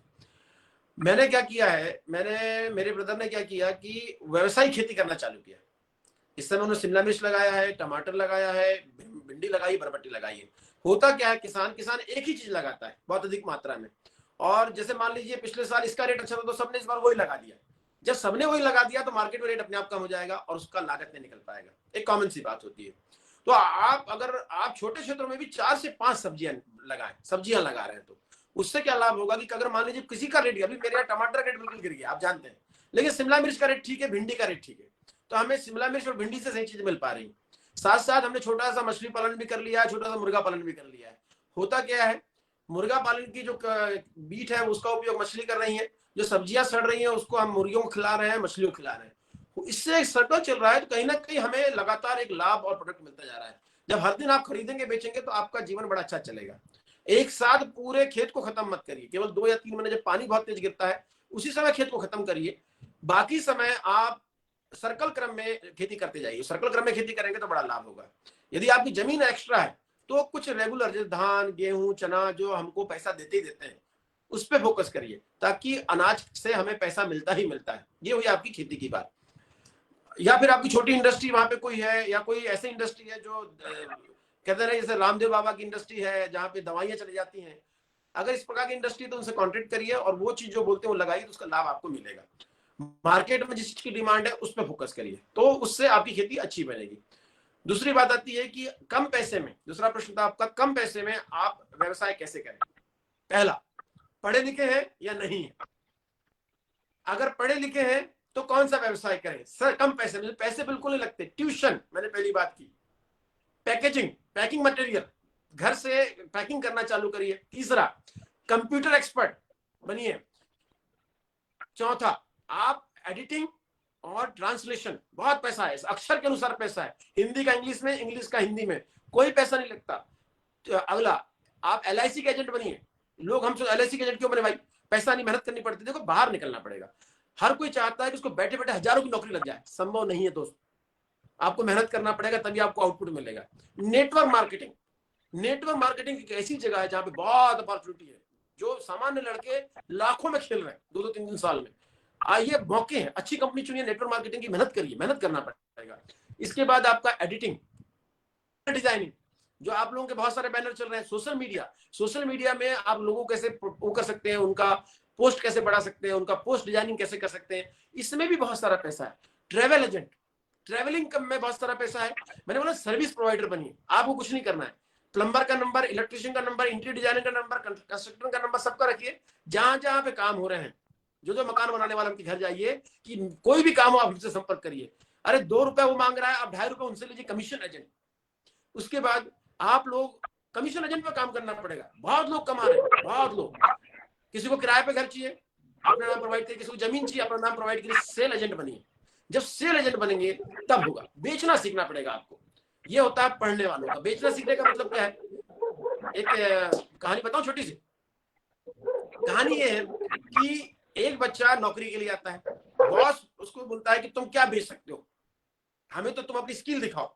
बोले सर मैं कुछ भी बेच सकता हूँ। तो उसके पास लैपटॉप था, बोलता है मेरी पत्नी का लैपटॉप है, क्या इसे बेच सकते हो। बोले सर हाँ बेच सकता हूँ। बोले तुम मुझे बेच के बताओ, अभी तुम बाहर जाओ और नॉक करके मैं कमिंग करके अंदर आओ। वो लैपटॉप लेके जाता है और 5-10 मिनट जब अंदर नहीं आता तो घंटी मारता है वो अफसर। बोलता है यार मैंने लड़का जो आया था इंटरव्यू वाला, अपने चपरासी से बोलता है, वो लड़का कहाँ गया। बोले साहब वो तो चला गया। बोले कहाँ चला गया। बोले ना मालूम, बाहर निकला और चला गया। बोले उसका नंबर है, बायोडाटा में उसका नंबर, उससे बात करो। वो फोन लगाया जाता है कि क्यों भाई तुम कहाँ हो। बोले साहब मैं चला गया। बोले तेरे को बोला था ना लैपटॉप बेचना है मेरे को। बोले सर मेरे को लैपटॉप नहीं बेचना, मेरे को पैसा मिल जाएगा, लैपटॉप को मार्केट में बेच दूंगा। बोले मेरे को बहुत मिल जाएगा। तो बोले नहीं यार, बोले मेरी पत्नी का, मेरी पत्नी सर खा जाएगी। बोले सर नहीं, मैं लैपटॉप नहीं दे पाऊंगा आपको जो करना कर लो।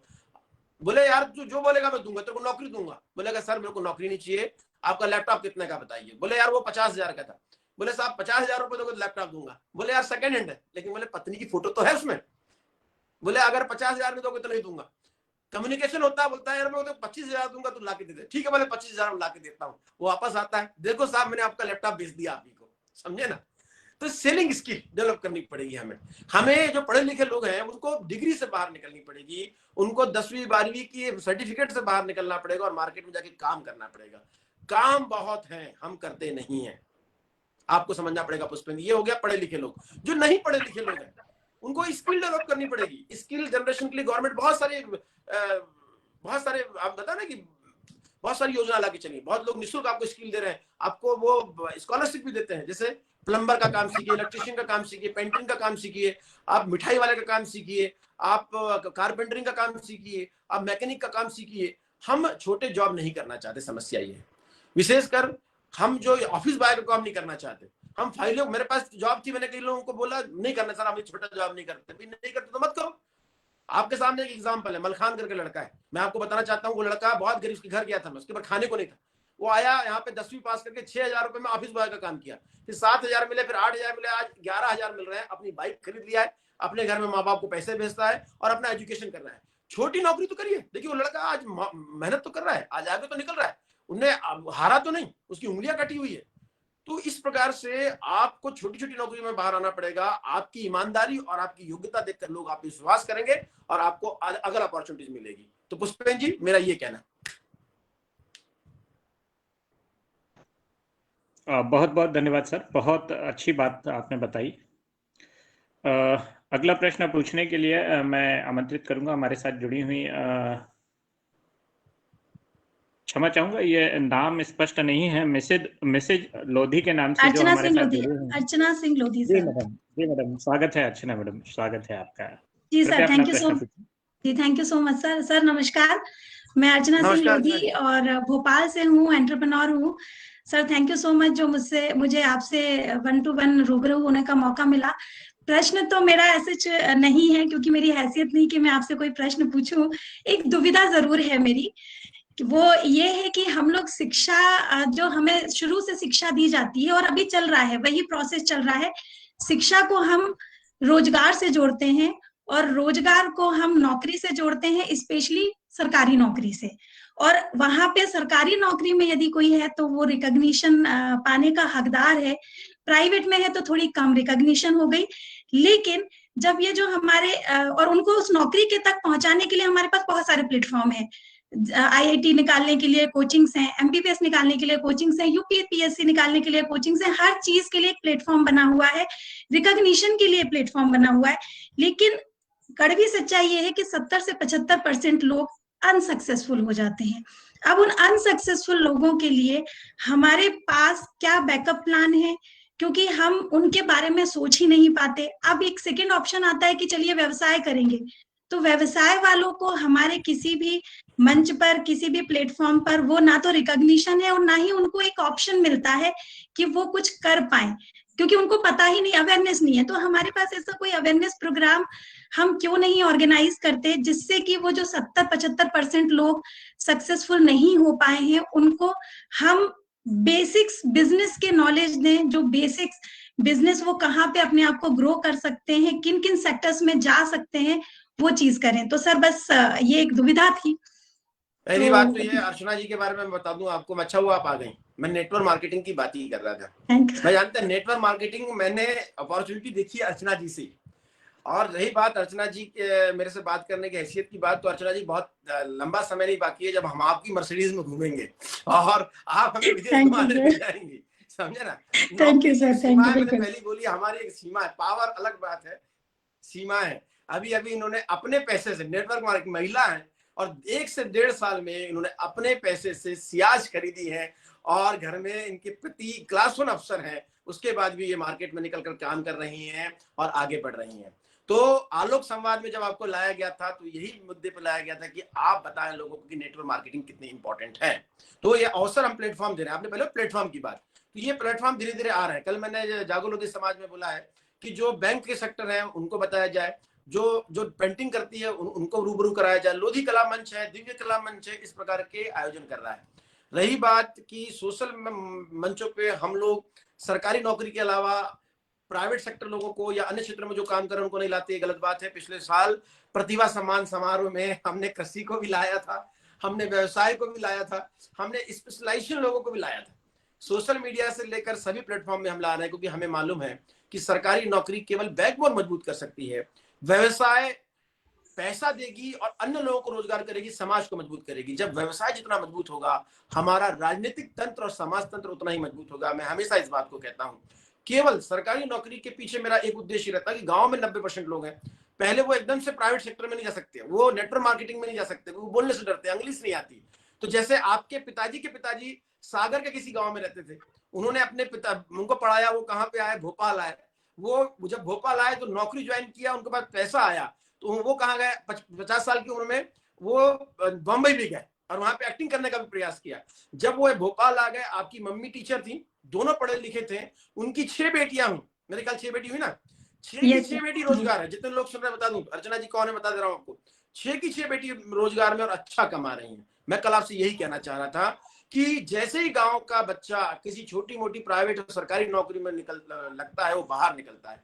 जब उसके बच्चे आते हैं तो वो बच्चे उसके शहरों में या बाहर में या अच्छे स्कूल में पढ़ते हैं, कंपटीशन करना सीखते हैं और मार्केट में जाना, बोलने जाना, selling skill, network marketing skill सीखते हैं और समाज को इसका लाभ प्राप्त होता है।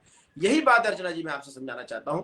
दूसरी बात, रही बात की यूपीएससी, आईएएस या प्रतियोगिता परीक्षाओं की कोचिंग क्लासेस है, प्राइवेट सेक्टरों की गायन की कोचिंग क्लासेस है, सिंगिंग की कोचिंग क्लासेस है, आपकी नृत्य की कोचिंग क्लासेस, मतलब डांस की कोचिंग क्लासेस है, आपकी आपको कलाकार बनना है उसकी कोचिंग क्लासेस है, आपकी नेटवर्क मार्केटिंग में आप जाएंगे तो जितने यूट्यूब पे वीडियो नेटवर्क मार्केटिंग के लिए उतने यूट्यूब वीडियो यूपीएससी के लिए भी नहीं। उसी प्रकार यदि आप पेंटिंग, इलेक्ट्रिशियन कुछ भी करना चाहते हो तो गवर्नमेंट भी प्रोवाइड कर रहा है, हमें करना पड़ेगा। देखिए, हमें अपने आप में डेवलपमेंट करना पड़ेगा। आप कहते हैं इंग्लिश नहीं आती तो सीखो ना भाई, किसने मना किया है? नहीं आती तो सीखो, बड़ी चीज थोड़ी ना, नया लैंग्वेज सीखने में कोई बुरी बात नहीं है। हम हिंदीवादी, हम देखो वास्तविकता स्वीकार करें। आदर्शवाद में रहोगे तो आदर्शवाद का खाओगे और वास्तविकता को स्वीकार करोगे तो नई चीजों में जाओगे। मैं बिल्कुल हर क्षेत्रों में, अगर आपको इंग्लिश नहीं सीखनी है तो खेती करिए, कोई बड़ी बात नहीं है। लेकिन इंग्लिश सीखने से क्या होगा, इंग्लिश सीखने से जाओगे बाहर भी आप देखो, केवल भारत में धंधा करने से, भारत में अपॉर्चुनिटी कम है, चाहे सरकारी सेवा की अपॉर्चुनिटी हो, चाहे प्राइवेट सेक्टर की अपॉर्चुनिटी हो, चाहे व्यवसाय की अपॉर्चुनिटी हो, आपको वर्ल्ड मार्केट की ओर जाना पड़ेगा। और वर्ल्ड मार्केट की ओर कब जा पाओगे, जब आप इंग्लिश सीखोगे, जब आप कंप्यूटर में, जब आप गूगल में सर्च करना सीखोगे कि अच्छा मेरा ये प्रोडक्ट है, मेरे किसानी का प्रोडक्ट है, इंडिया में क्या रेट है, यूएस में क्या रेट है, बांग्लादेश में क्या रेट है, कौन कौन सी चीजें एक्सपोर्ट होती हैं, आपको कहीं मार्केट में जाने की जरूरत नहीं, सब कुछ कंप्यूटर में उपलब्ध है। तो मेरा ये मानना है कि यूट्यूब और सोशल मीडिया एक बहुत बड़ा ऐसा एरिया है जो आपको सिखाता है, बोलना सिखाता है, सेल करना सिखाता है, आपको मार्केटिंग करना सिखाता है, आपको कमीशन एजेंट बनना सिखाता है। मैं सबसे पहली बात करता हूँ, कमीशन एजेंट बनिए। एक प्लॉट को बेचकर लोग करोड़ों रुपए कमाते हैं, हम लोग जो सालों नहीं कमा पाते वो कमाते हैं। तो मेरा मानना है कि जो दूसरी अपॉर्चुनिटी से सोच जाइए। आजकल लोग इलेक्ट्रिक का, मैंने अभी इलेक्ट्रिक का ठीक करवाया, 2 बटन, एक बटन को लगाने के 200 रुपए लिया और 2 बटन को लगाने के 400 रुपए लिया। टाइम कितना लिया, आधा घंटा। मैंने कहा यार 400 रुपये आधा घंटा का, मैं जाके 10 घंटा नौकरी कर रहा हूं तो मेरे को साला 2 लाख रुपए तनख्वाह मिलती है और तेरे को जोड़ लिया जाए, मैंने कहा तो 4 लाख में हो जाएगा। तो ये समझिए, पढ़ाई स्किल सर, स्किल का पैसा है, स्किल का पैसा है।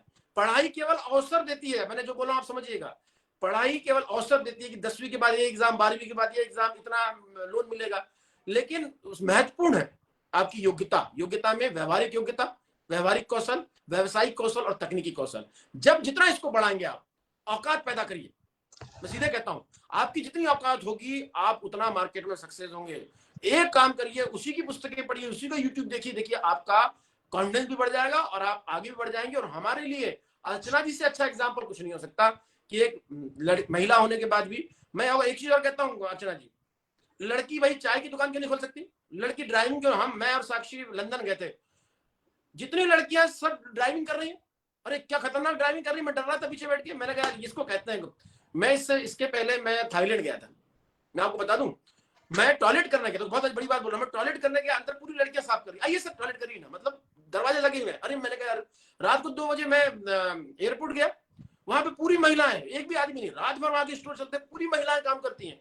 बोलते हैं वहां आदमी काम नहीं करते, घर संभालते हैं।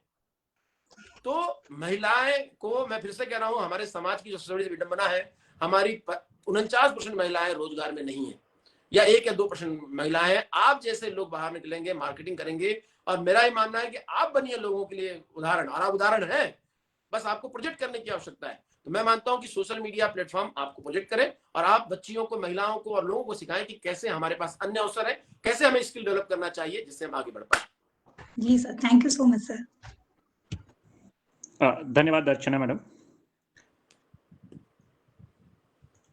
अगला प्रश्न पूछने के लिए मैं आमंत्रित कर रहा हूं हमारे साथ जुड़े हुए अक्षय जी को। अक्षय जी अनम्यूट कीजिए और अपना प्रश्न करें। जय हिंद सर। जय हिंद। जय हिंद सर, मैं अक्षय लोधी बेगमगंज रायसेन डिस्ट्रिक्ट से बिलोंग करता हूं और वर्तमान समय में अभी बरकतुल्लाह विश्वविद्यालय शारीरिक शिक्षा विभाग में गेस्ट फैकल्टी के पद पर हूं।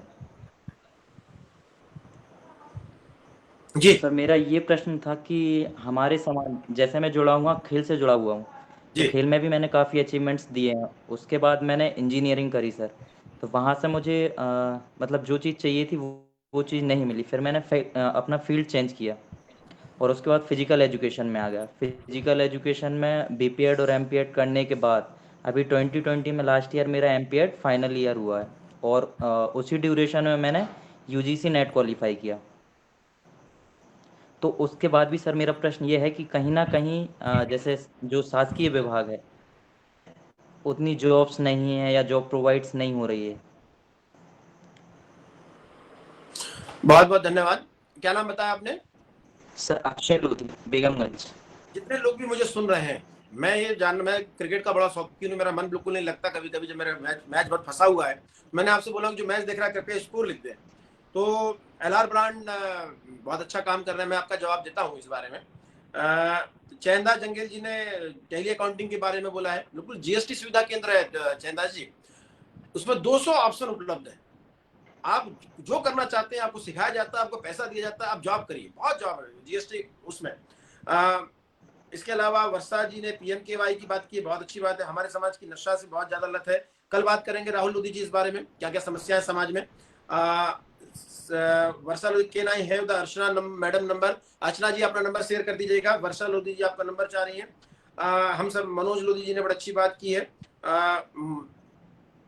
राहुल जी ने बड़ी अच्छी बात की। बहुत सारे लोगों ने प्रश्न किया है। संदीप लोवंशी जी ने, सर जैसे आप समाज को सपोर्ट कर रहे हैं ऐसे ही जितने लोग पद पे बैठे हैं वो समाज सपोर्ट नहीं कहीं ना कहीं करें। नीचे जितना सपोर्ट मिल रहा है वो बहुत बड़ी बात है।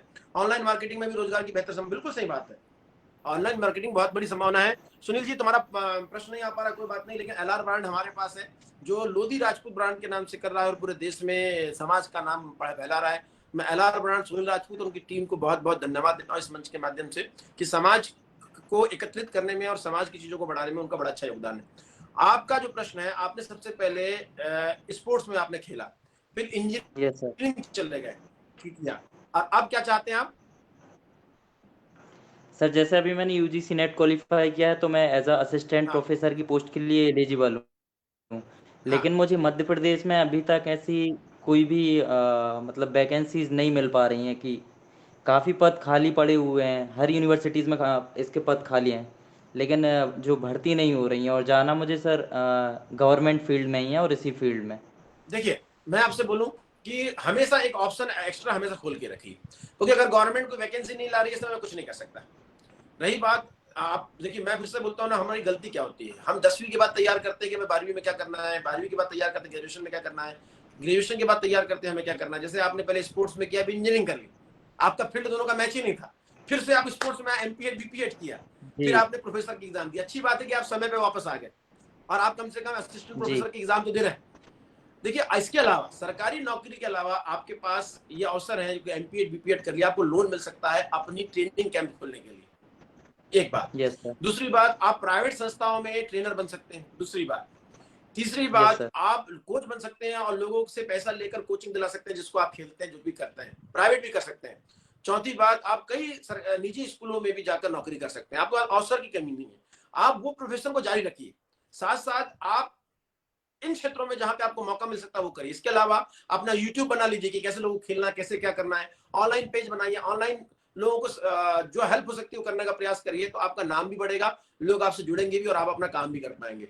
तो मेरा मानना है कि केवल एक चीज पे स्टक रहे, क्योंकि सरकार के हाथ, मेरे हाथ में नहीं हो, सरकार के हाथ में, ना ही जागो लोधी समाज के हाथ में।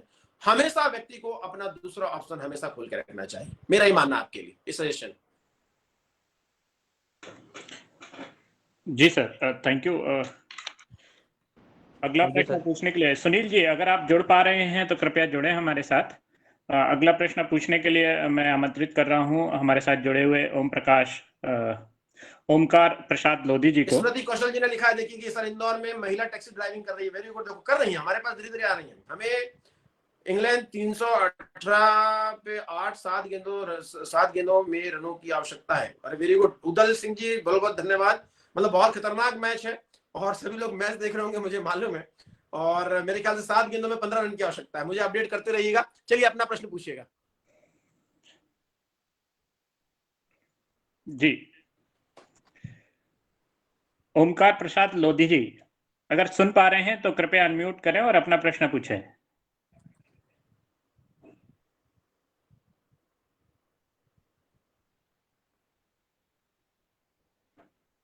लगता है सर वो जुड़ नहीं पा रहे अभी हमारे साथ, कुछ तकनीकी दिक्कत है।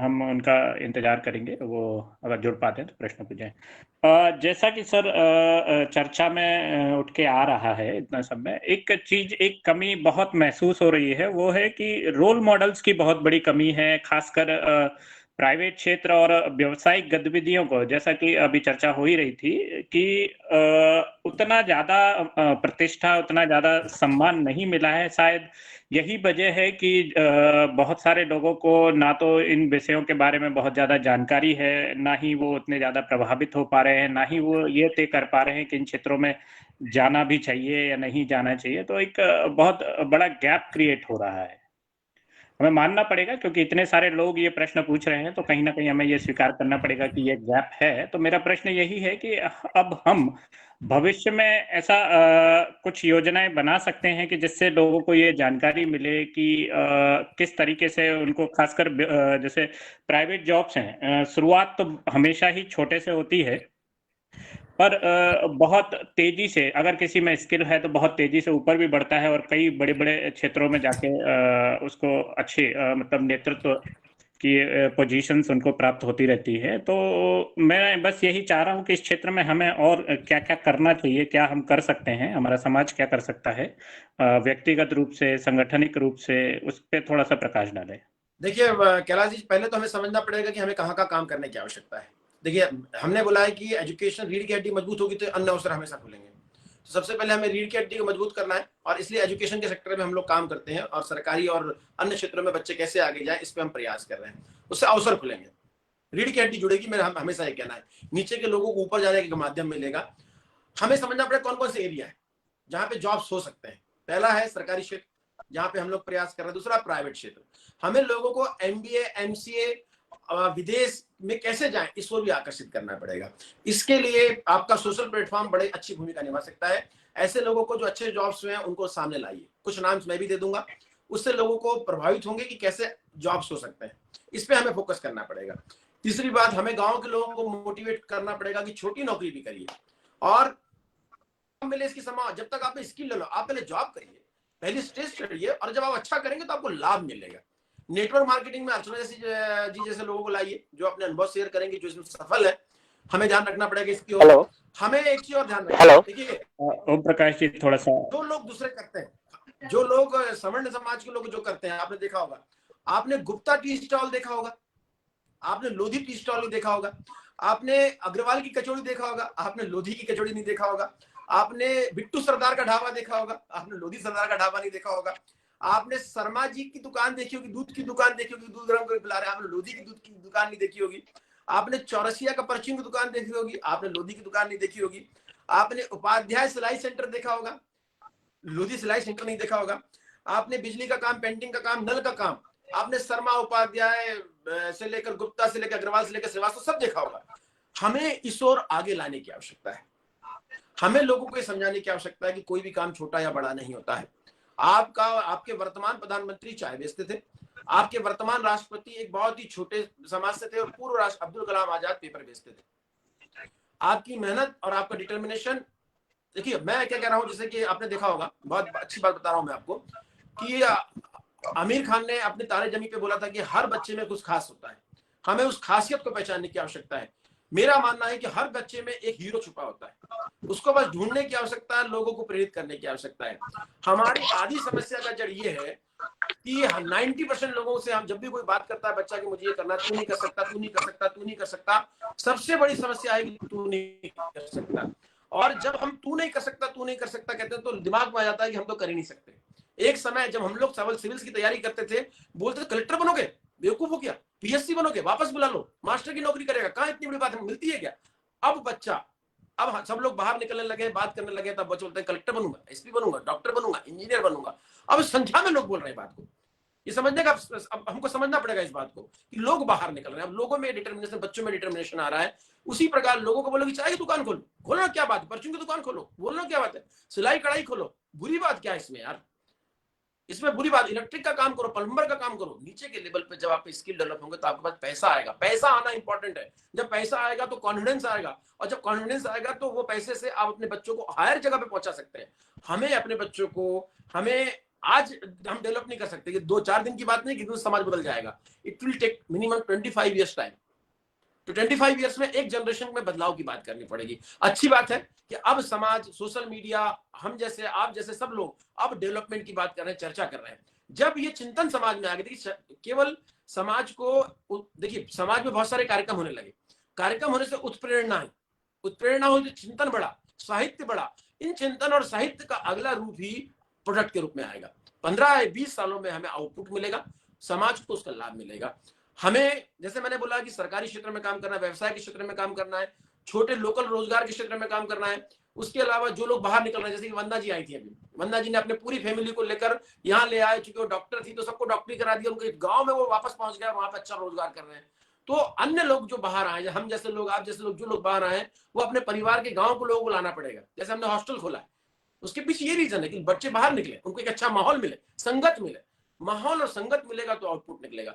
बच्चों के दिमाग में जब भी बच्चों ये कहता है कि मैं तो इंग्लिश नहीं पढ़ सकता, मेरे से गणित नहीं बन सकती, बताओ यार, जब वो पढ़ सकता है तू क्यों नहीं पढ़ सकता? उनके दिमाग में डालो, उनके दिमाग में डालो कि अगर तेरे को जिंदगी में अच्छे कपड़े, अच्छा अनाज, अच्छा गाड़ी, सम्मान चाहिए कि नहीं? सम्मान चाहिए तो पढ़ना पड़ेगा।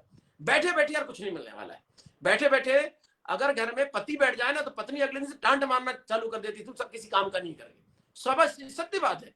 जब पत्नी डांट मारना चालू कर देती है तो समाज से दूर की बात हुई यार। माँ बाप डांट मारना चालू कर देते हैं तो आपको काम करना पड़ेगा। सरकारी क्षेत्रों में हमको काम करना है, जो लगातार हम लोग प्रयास कर रहे हैं, ऑनलाइन वीडियोस के माध्यम से, पुस्तकों के माध्यम से।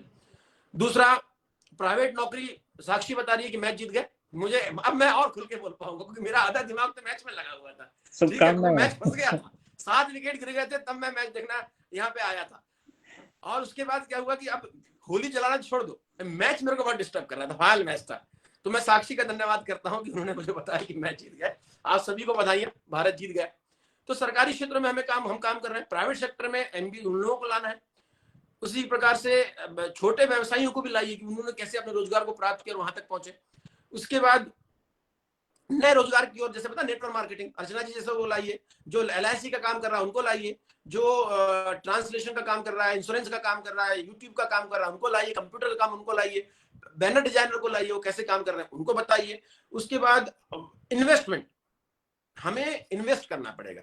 समाज को क्या हो रहा है, समाज डरता है, जो गाँव का आदमी है वो अपने बच्चों को एक भविष्य माने, एक बीज माने भविष्य को, उसमें इन्वेस्ट करें, उसके एजुकेशन में इन्वेस्ट करें, उसके वोकेशनल एजुकेशन में इन्वेस्ट करें, उसके ऐसे एजुकेशन में इन्वेस्ट करें जिससे वो आगे बढ़ सकता है। हर कोई अधिकारी कर्मचारी नहीं बन सकता। मेरा ये मानना है कि जो आप तैयारी करते हैं उसके अलावा एक ऑप्शन आपको हमेशा रखना है, ये मेरा कहना है। जी सर। ओम प्रकाश जी अनम्यूट कीजिए और अपना प्रश्न करें। अनम्यूट कीजिए ओम प्रकाश जी। ओमकार प्रसाद जी। हाँ जी सर, नमस्कार सर जी। नमस्कार ओमकार।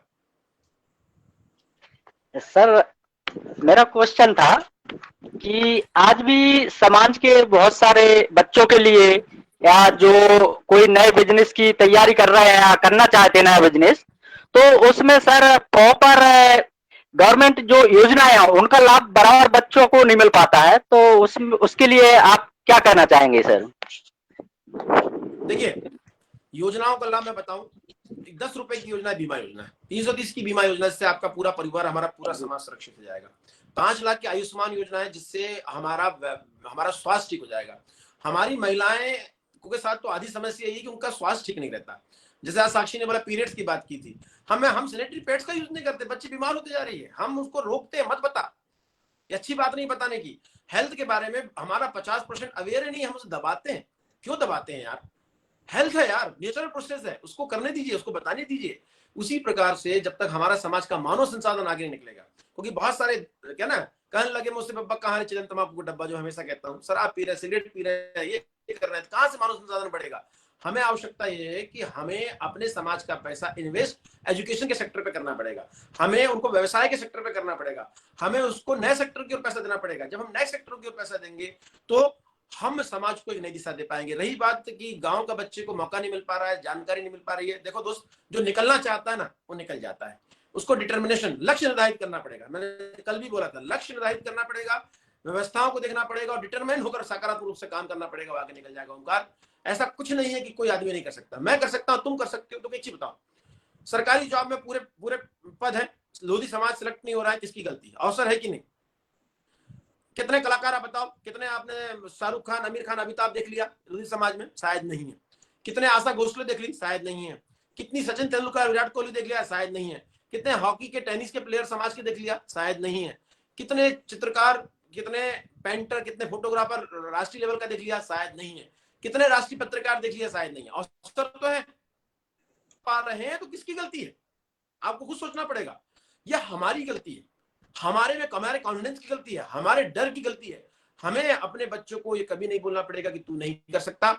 हमारी बच्चियों को ये नहीं बोलना पड़ेगा कि लोग क्या कहेंगे। और तीसरी बात, आपको सकारात्मक माहौल में डालना पड़ेगा, एक एनवायरनमेंट बनाना पड़ेगा, तभी समाज में इस दिशा में आगे बढ़ेगा। अगर रोजगार है और आप प्राप्त नहीं कर पा रहे हैं तो कहीं ना कहीं समाज की मिस्टेक है, उन लोगों के माँ बाप की मिस्टेक है जो कहते हैं ना हमें ये नहीं मिला, हमें वो नहीं मिला। अरे है ना, अवसर है, आपने लाभ क्यों नहीं उठा रहे?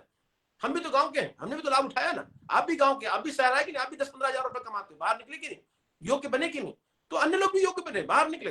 रोने से काम नहीं चलेगा, रोने वाले कुछ नहीं मिलने वाला है। खुद पे मेहनत करना पड़ेगा, खुद को कर बुलंद इतना कि खुदा भी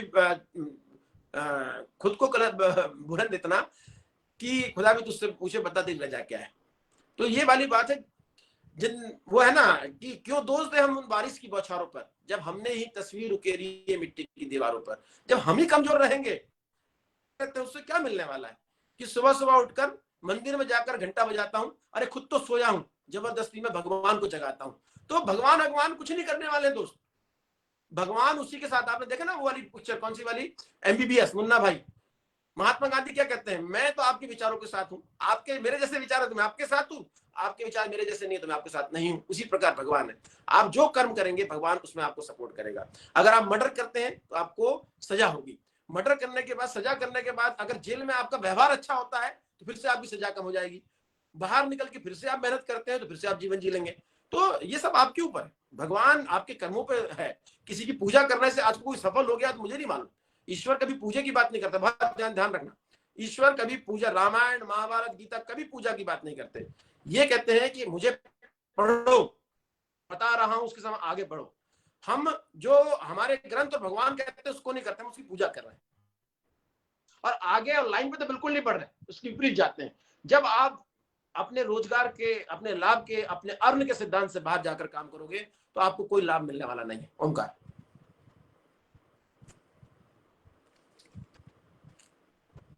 बहुत तुम्हारी बहुत आवाज क्या धन्यवाद ओंकार जी। जी उन्होंने प्रश्न पूछ लिया। इससे पहले कि मैं हमारे एडमिन जी को आमंत्रित करूं और इस कार्यक्रम को समापन की ओर ले जाऊं, मैं एक अंतिम प्रश्न और आपसे करना चाहूंगा सर।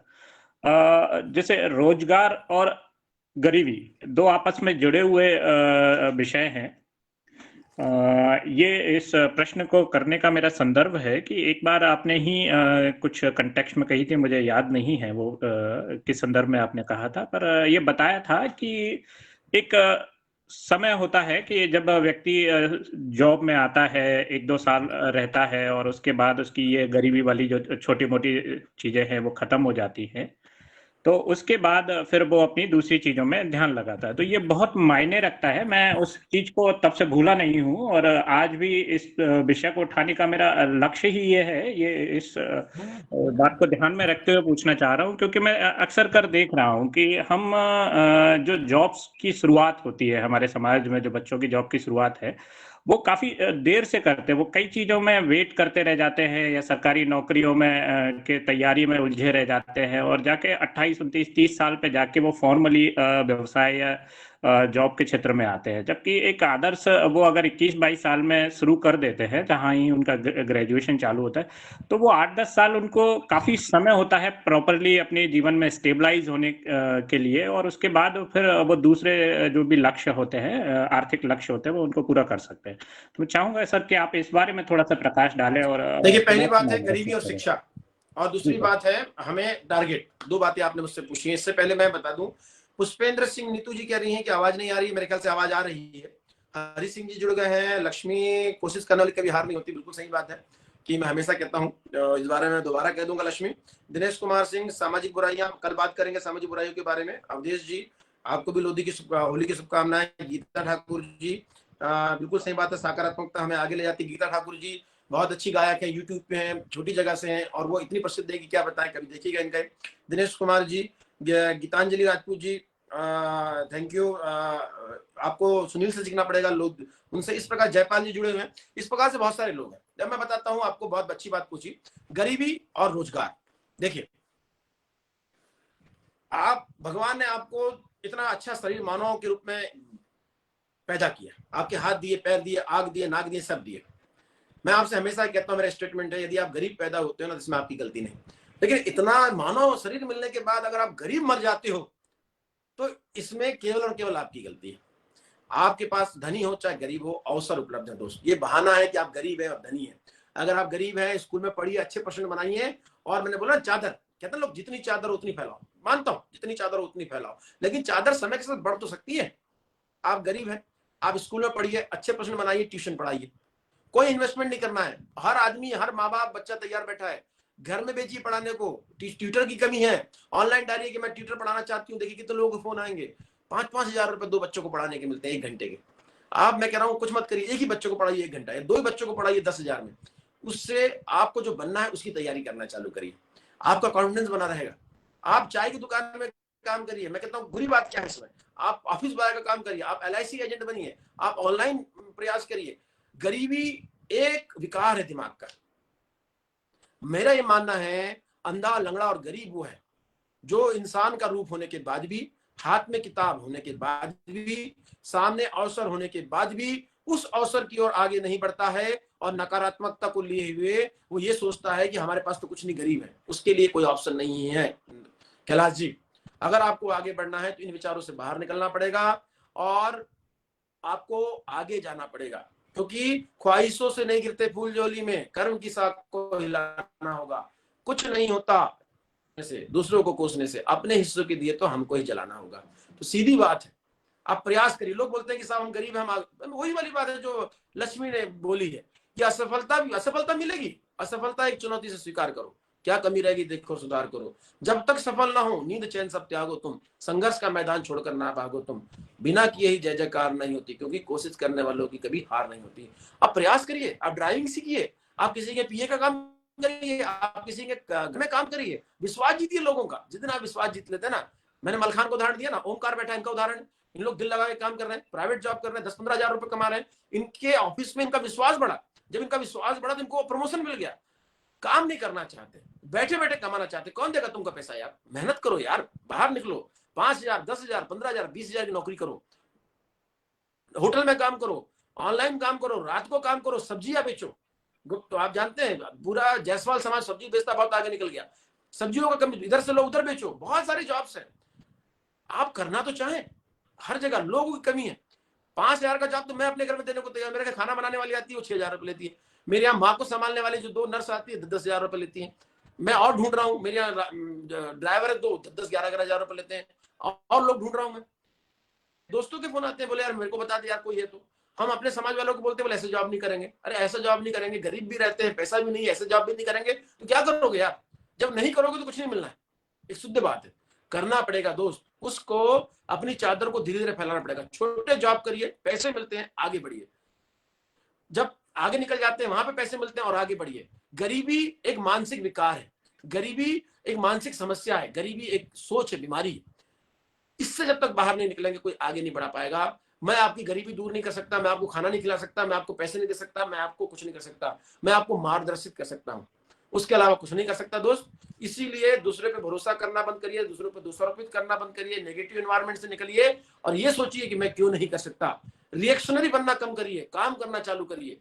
जब आप काम करेंगे, वो हेमंत ने इंदौर में देखा ना, मैंने आज मैसेज आया कि मेरे को 1000 लड़कों की जरूरत है, वो हेमंत दमाए, तपेश दमाए 5000 लड़कों की जरूरत है, लोगों की जरूरत है यार, जाइए ना, जॉब करिए ना। क्यों नहीं करना चाहते, कितना मना किया है? छोटी जॉब करना नहीं चाहते, कंफर्ट जोन में जॉब करना चाहते हैं, बाहर निकलना नहीं चाहते, मेहनत की जॉब करना नहीं चाहते, तो भाई फिर आपको, आप में स्किल नहीं है और आप करना भी नहीं चाहते, तो आपको कोई नहीं सिखा सकता। जो मौका मिलता है उस मौकों का लाभ उठाइए, वहां से स्किल डेवलप करिए और अपने आप को स्थापित करिए। यही इसका इलाज है, इसके अलावा कोई इलाज नहीं है। सुबह सुबह उठकर मैं मंदिरों में घंटा बजाता हूँ, खुद तो सोया हूँ, जबरदस्ती भगवान को जगाता हूँ।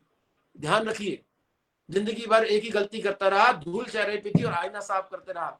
लोकेश लल्लारे को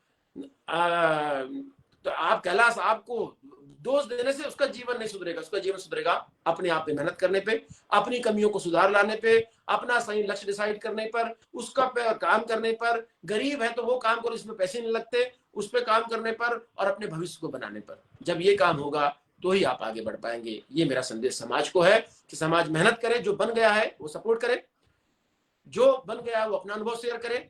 आलोक में भी यही बात है कि जो अधिकारी कर्मचारी जोड़ रहे हैं, जो उस गांव का अधिकारी कर्मचारी निकला है, उस गांव में अपना अनुभव शेयर करें, अनुभव शेयर करें। जागो लोधी समाज में इस प्रकार का अनुभव शेयर किया जाए, ऐसे लोगों को बुलाया जाए। जब ये प्लेटफॉर्म अनुभव शेयर करेगा तो समाज में जागृति आएगी और समाज आगे बढ़ेगा। कैलाश जी धन्यवाद सर। अब मैं हमारे ग्रुप के एडमिन आदरणीय विजय लोधी जी को आमंत्रित करूंगा कि वो आए और हमारे साथ जुड़े। अगर उनका देखिए, मेरे पास तरला दमाई जी ने भी लिखा, बहुत अच्छी मेहनत की उन्होंने, बच्चियों पे लगातार मेहनत की है, खुद पे मेहनत करती हैं, इस उम्र में भी मेहनत करती हैं, गाती हैं, सब चीज करती हैं। आप मेहनत करेंगे तो सफलता मिलेंगे। विजय जी। हाँ, बहुत बहुत धन्यवाद कैलाश जी। सर, मेरा एक क्वेश्चन था जो हमारे स्टूडेंट बहुत ज्यादा फेस कर रहे हैं कि इंटरव्यू का नाम सुनते ही मन घबराने लगता है, क्या पूछा जाएगा मालूम नहीं, कैसे पास होंगे मालूम नहीं, तो इंटरव्यू का फेस कैसे की जाए, इसमें सफलता कैसे की जाए? तो अधिकतर लोग इंटरव्यू में। विजय जी, साक्षात्कार इंटरव्यू पे मेरा लाइव सेशन है 2 बजे शुक्रवार को, गुड फ्राइडे के दिन इंटरव्यू पे, जिसमें मैं पीएससी आईएएस की एग्जाम निकल चुकी है और प्राइवेट सेक्टर सभी के लिए एक साथ में इंटरव्यू की बात बताऊंगा। वो वीडियो देखने को बोलिए, आपको सब कुछ मिल जाएगा। गुड फ्राइडे दोपहर में 2 बजे मेरा लाइव सेशन है, लोकेश कुमार लल्लारे, मेरे अपने पेज से। Okay sir, okay, thank you very much sir. Sir, मेरा अगला क्वेश्चन था कि बच्चे लोग लक्ष्य निर्धारण नहीं कर पाते हैं और मानसिक तौर पर अपने आप को मजबूत कैसे की जाए? क्यों आदमी अगर सरकारी जॉब करना चाहता तो उसको लग जाता है, प्राइवेट की कैसे जाए, तो मानसिक तौर पर अपने को कैसे मजबूत किया जाए कि एक लक्ष्य निर्धारित कर सके? इसके लिए आदमी क्या कर सकता है सर? देखिए, समाज को आगे बढ़ने के लिए सबसे पहले आत्मविश्वास की जरूरत है। उसमें आत्मविश्वास की बात करनी है, ये मैं मानता हूं मेरे समाज में आत्मविश्वास की कमी है। तू नहीं कर सकता एक कॉमन वर्ड है और 90% लोग इसलिए आगे नहीं बढ़ पाते। तो सबसे पहले हमें आत्मविश्वास पे काम करना पड़ेगा। हमें बार बार ये बताना पड़ेगा कि इस नेगेटिविटी के माहौल को कम करना पड़ेगा और हमें ये बताना पड़ेगा कि तू कर सकता है, जो हमारे कार्यक्रमों के द्वारा भी किए जा रहे हैं। पहली बात, समाज के गाँव में उन प्रोग्रामों के साथ साथ शिक्षा के और मार्गदर्शन के प्रोग्राम को भी हमें जोड़ना पड़ेगा। तीसरी बात, हमें फिजिकल एजुकेशन की बात करनी पड़ेगी, स्वास्थ्य को लेकर। हमारी 49% महिलाएं हैं, महिलाओं को भी हर क्षेत्रों में हमें आगे लाना पड़ेगा। उनकी फिटनेस पे, उनके स्वास्थ्य पे हमें ध्यान देना पड़ेगा, उनके रोजगार पे ध्यान देना पड़ेगा। तीसरी बात, हम मेंटल हेल्थ पे ध्यान देना पड़ेगा। हम नकारात्मकता के शिकार हो जाते हैं, मैं गरीब हूं, मैं तो कर ही नहीं सकता, मुझे तो कोई सपोर्ट नहीं करता। अरे कोई क्यों सपोर्ट करेगा तुमको यार? खुद को मेहनत कर, भगवान ने 4 आंख, नाक, कान सब चीज दिया हुआ है। तो अगर आप नहीं कर रहे हो तो ये आपकी गलती है। हमें इस बताना पड़ेगा कि आपको कोई सपोर्ट नहीं करेगा आपके अलावा। जब आप आगे जाएंगे तो जो सहयोग कर सकता है, जो नहीं कर सकता नहीं कर सकता, आपको ही करना पड़ेगा। खुद मैंने कल भी बोला था कि बिना मरे स्वर्ग नहीं मिलता, तो आपको ही उस दिशा में आगे जाना पड़ेगा। आपको रिएक्शन कम करना पड़ेगा। मैंने देखा हूं कि रिएक्शनरी समाज बहुत है। अपने गर्म खून का इस्तेमाल प्रोडक्शन में करना पड़ेगा। अपने ईर्ष्या का उपयोग क्या करना है? अगर मुझे ईर्ष्या होती है तो ईर्ष्या में क्या करते हैं, दूसरों को निपटा देते हैं, मतलब खत्म करते हैं। हमें इस शिक्षा का उपयोग करना पड़ेगा कि उसकी बेटी यार बैंक पास की, मेरी बेटी साला पीएचडी पास करेगी। उसने जॉब खोल के 1 लाख रुपए मेहनत कमा रहा है, साला मैं जॉब खोल के 2 लाख रुपए मेहनत कमाऊंगा। अरे उसने खेती में ये वाली सब्जी लगाया, मैं ये वाली सब्जी लगाऊंगा। हमारा कंपटीशन और सोचने के लेवल को हमको सकारात्मक करना पड़ेगा।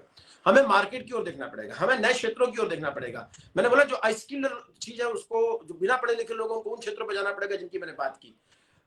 जैसे मैंने बात की कि मैंने पूछा कि भाई तुझे कारपेंटरिंग आती कि नहीं आती, तुझे इलेक्ट्रिशियन आता है कि नहीं आता, तुझे पेंटिंग आती है कि नहीं आती, तुझे ट्यूशन पढ़ाना आता है कि नहीं आता, तुझे लेबरगिरी करनी आती है कि कृषि करनी आती नहीं आती, तुम्हें चाय बनानी आती है कि नहीं आती। तो भैया जब नहीं आती तो लोग क्यों दें, सीखना पड़ेगा यार, और निःशुल्क सिखाया जा रहा है, तो आपको उस दिशा में काम करना पड़ेगा। रही बात बच्चों के लक्ष्य की, तो मैं हम लोग लगातार इस बारे में, टारगेट के बारे में बात कर रहे हैं, लगातार हमारे वीडियोज आ रहे हैं, वो वीडियो लाइए। 10वीं के बाद क्या करना हो 8वीं से डिसाइड होना चाहिए, 12वीं के बाद क्या करना हो 10वीं डिसाइड होना चाहिए, ग्रेजुएशन के बाद क्या कर रहा है वो पहले से डिसाइड होना चाहिए। यदि बचपन से एक एनर्जी, कहते हैं ना कि वो एनर्जी एक समय तक, उस एनर्जी के समय हमने लक्ष्य डिसाइड कर लिया तो बच्चा फोकस होकर काम करेगा। बच्चों को पुस्तकें जरूर पढ़ना चाहिए, साल में 5-6 नई पुस्तकें पढ़ें, जिस क्षेत्र में वो जाना चाहता है उस क्षेत्र की पुस्तकें पढ़ें, एक आध मोटिवेशनल पुस्तकें पढ़ें, जिससे उनका नकारात्मक सराउंडिंग कम होगा। आपको सेलिंग स्किल स्मार्ट बनना पड़ेगा। आपको इंटेलिजेंट नहीं बनने की आवश्यकता, आपको स्मार्ट बनने की आवश्यकता है। इंटेलिजेंट का मतलब क्या है, बहुत नॉलेज है, बहुत पुस्तकीय ज्ञान है, हर चीज का जवाब है। अरे उस जवाब का टॉपर का क्या मतलब, जो चीजों को बेच ना पाए, जो मार्केट में अपनी उपयोगिता सिद्ध ना कर पाए। उपयोगिता सिद्ध स्मार्ट, बिना पढ़ा लिखा भी आदमी बन सकता है और 3rd डिवीजन वाला भी बन सकता है। इसलिए तो मैंने बोला ना कि नेता क्यों सफल होते हैं, क्योंकि नेता स्मार्ट बन जाते हैं, स्मार्ट करना सीख जाते हैं। कभी कभी आपने देखा नेटवर्क मार्केटिंग में लोग स्मार्ट बन जाते हैं, सोशल मीडिया में लोग स्मार्ट बन जाते हैं। हमें स्मार्ट बनना है। अगर आप स्मार्ट हैं और आप लोगों को बेच सकते हैं, लोगों को लुभा सकते हैं, अपनी बातों में कर सकते हैं, तो आपको हर कोई अपने साथ रखना चाहेगा। और यदि आप टॉपर भी हैं और बेवकूफ हैं तो कोई आपको अपने साथ नहीं रखना चाहेगा। तो समाज को स्मार्ट बनने की आवश्यकता है, लोगों को सही समय पर लक्ष्य डिसाइड करने की आवश्यकता है, लोगों को अपने समाज को डिटरमाइन होने की आवश्यकता है, स्किल डेवलप करने की आवश्यकता है, और अपने आप को खड़े करने की आवश्यकता है, दोषारोपित बंद करने की आवश्यकता है। जिस दिन समाज ये करने लगेगा तो समाज आगे बढ़ जाएगा। जो मैंने कल भी कहा था कि झांक रहे हैं इधर उधर, अपने अंदर झांके कौन, ढूंढ रहे हैं दुनिया में कमियां, अपने अंदर ताके कौन, दुनिया सुधरे सब चिल्लाते, खुद को आज सुधारे कौन, खुद सुधरेंगे तो जग सुधरेगा, सीधी बात स्वीकारे कौन। एक ही आंसर है, हमको अपने पे मेहनत करना पड़ेगा। और हम सोशल मीडिया और हम जो लोग हैं, हम प्रयास कर रहे हैं कि समाज को दिशा और दशा दे सकें। हम ये कर सकते हैं जो हम कर रहे हैं, और आपको मेहनत करनी पड़ेगी, ये आपको समझना पड़ेगा। बिल्कुल सहमत हूँ सर आपकी बातों से सर। और मैं समझता हूँ कि हमारे जो नवयुवक विद्यार्थी इस प्रोग्राम को देख रहे हैं, उनको एक मार्गदर्शन मिला होगा, और इस मार्गदर्शन को पाकर वो अवश्य अपने जीवन में सफल जरूर होंगे। सर इसके अलावा मैं आपका बहुत बहुत आभार धन्यवाद व्यक्त करता हूँ कि सर आपने हमारे प्रोग्राम में विजय जी एक चीज और, मेरे पास सुलेखा जी का एक प्रश्न है, सफलता के लिए गॉडफादर की कितनी भूमिका होती है। मैंने बोला गुरु बनाओ, मेरे एक वीडियो गुरु बनाओ। अगर आपको जिस क्षेत्र में जाना है उस क्षेत्र के 1-2 आदमी को आप पकड़ लेंगे और उनको अपना मार्गदर्शन मांग के उनके अनुसार काम करने लगेंगे तो आप सफल हो जाएंगे। तो गॉडफादर की भूमिका बड़ी महत्वपूर्ण होती है सुलेखा जी। अब आप अपनी बात को खत्म कर सकते हैं। बिल्कुल सही बोला सर कि हमारे यहाँ पर भी प्राइवेट सेक्टर में कहावत है कि सबसे पहले आपको जो इमीडिएट बॉस है उसको आपको खुश रखना पड़ेगा, उसके साथ काम करना पड़ेगा। उसके बाद अपने टॉप बॉस को सुपर बॉस के लिए, अगर आपके इमीडिएट बॉस से रिलेशन अच्छे होंगे तो आपकी तरक्की के द्वार हमेशा के लिए खुल जाएंगे सर। बिल्कुल सही कहा सर आपने। मैं पूरे जागरूक समाज के 1.5 लाख सदस्यों की ओर से सर मैं आपका बहुत आभार व्यक्त करता हूँ, बहुत बहुत धन्यवाद देता हूँ सर कि आज आपने पुनः हमारे लिए समय निकाला, हमारे समाज के लिए समय निकाला, हमारे समाज के विद्यार्थियों को, हमारे समाज के नवयुवकों को मार्गदर्शित किया। इसके लिए सर आपका बहुत बहुत आभार धन्यवाद। तथा आपने सर समाज के लोगों के लिए जो बताया कि नौकरी छोटी और बड़ी हो, हमें नौकरी करना चाहिए, हमारे मार्ग प्रशस्त होंगे तब हमारे घर में इनकम होगी, तो इनकम आएगी। दूसरा आपने नए नए रास्ते बताए कि हमें किस प्रकार से कौशल विकास की यूज कर सकते हैं, सरकारी योजनाओं का उपयोग कर सकते हैं। दूसरा कि सरकार की जो योजनाएं चल रही हैं उनके बारे में मालूम होना चाहिए, उनका उपयोग हम कैसे कर सकते हैं उसके बारे में मालूम होना चाहिए। हम सब आपको जरूर आश्वासन देते हैं कि हम इस दिशा में जरूर काम करेंगे सर। ऐसे व्यक्तियों को अपने प्रोग्राम में लाएंगे जो इस क्षेत्र के माहिर आदमी है, और हमारे समाज के लोगों को जागरूक करने की पूरी कोशिश करेंगे सर। एक बार फिर पुनः आपका बहुत बहुत धन्यवाद तथा आभार सर। बहुत बहुत धन्यवाद। कल कोशिश करेंगे कि 8 बजे जुड़ जाए। कल का जो लास्ट सेशन है ना सामाजिक समस्याओं को लेकर, तो कल कोशिश करिए कि 8 बजे जुड़ जाए। तो हम लोग क्योंकि होली का दिन है तो कल खाली रहेंगे लोग, कल मैच भी नहीं है, तो मुझे लगता है कल 8 बजे जुड़ जाए तो हमारा समस्या अधिक हो जाएगा। जी सर। चलिए बहुत बहुत धन्यवाद। बहुत बहुत आभार सर।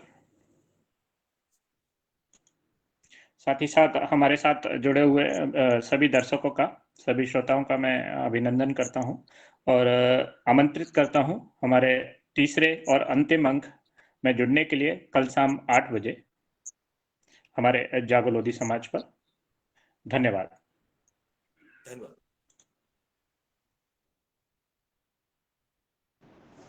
जय हिंद। जय हिंद सर।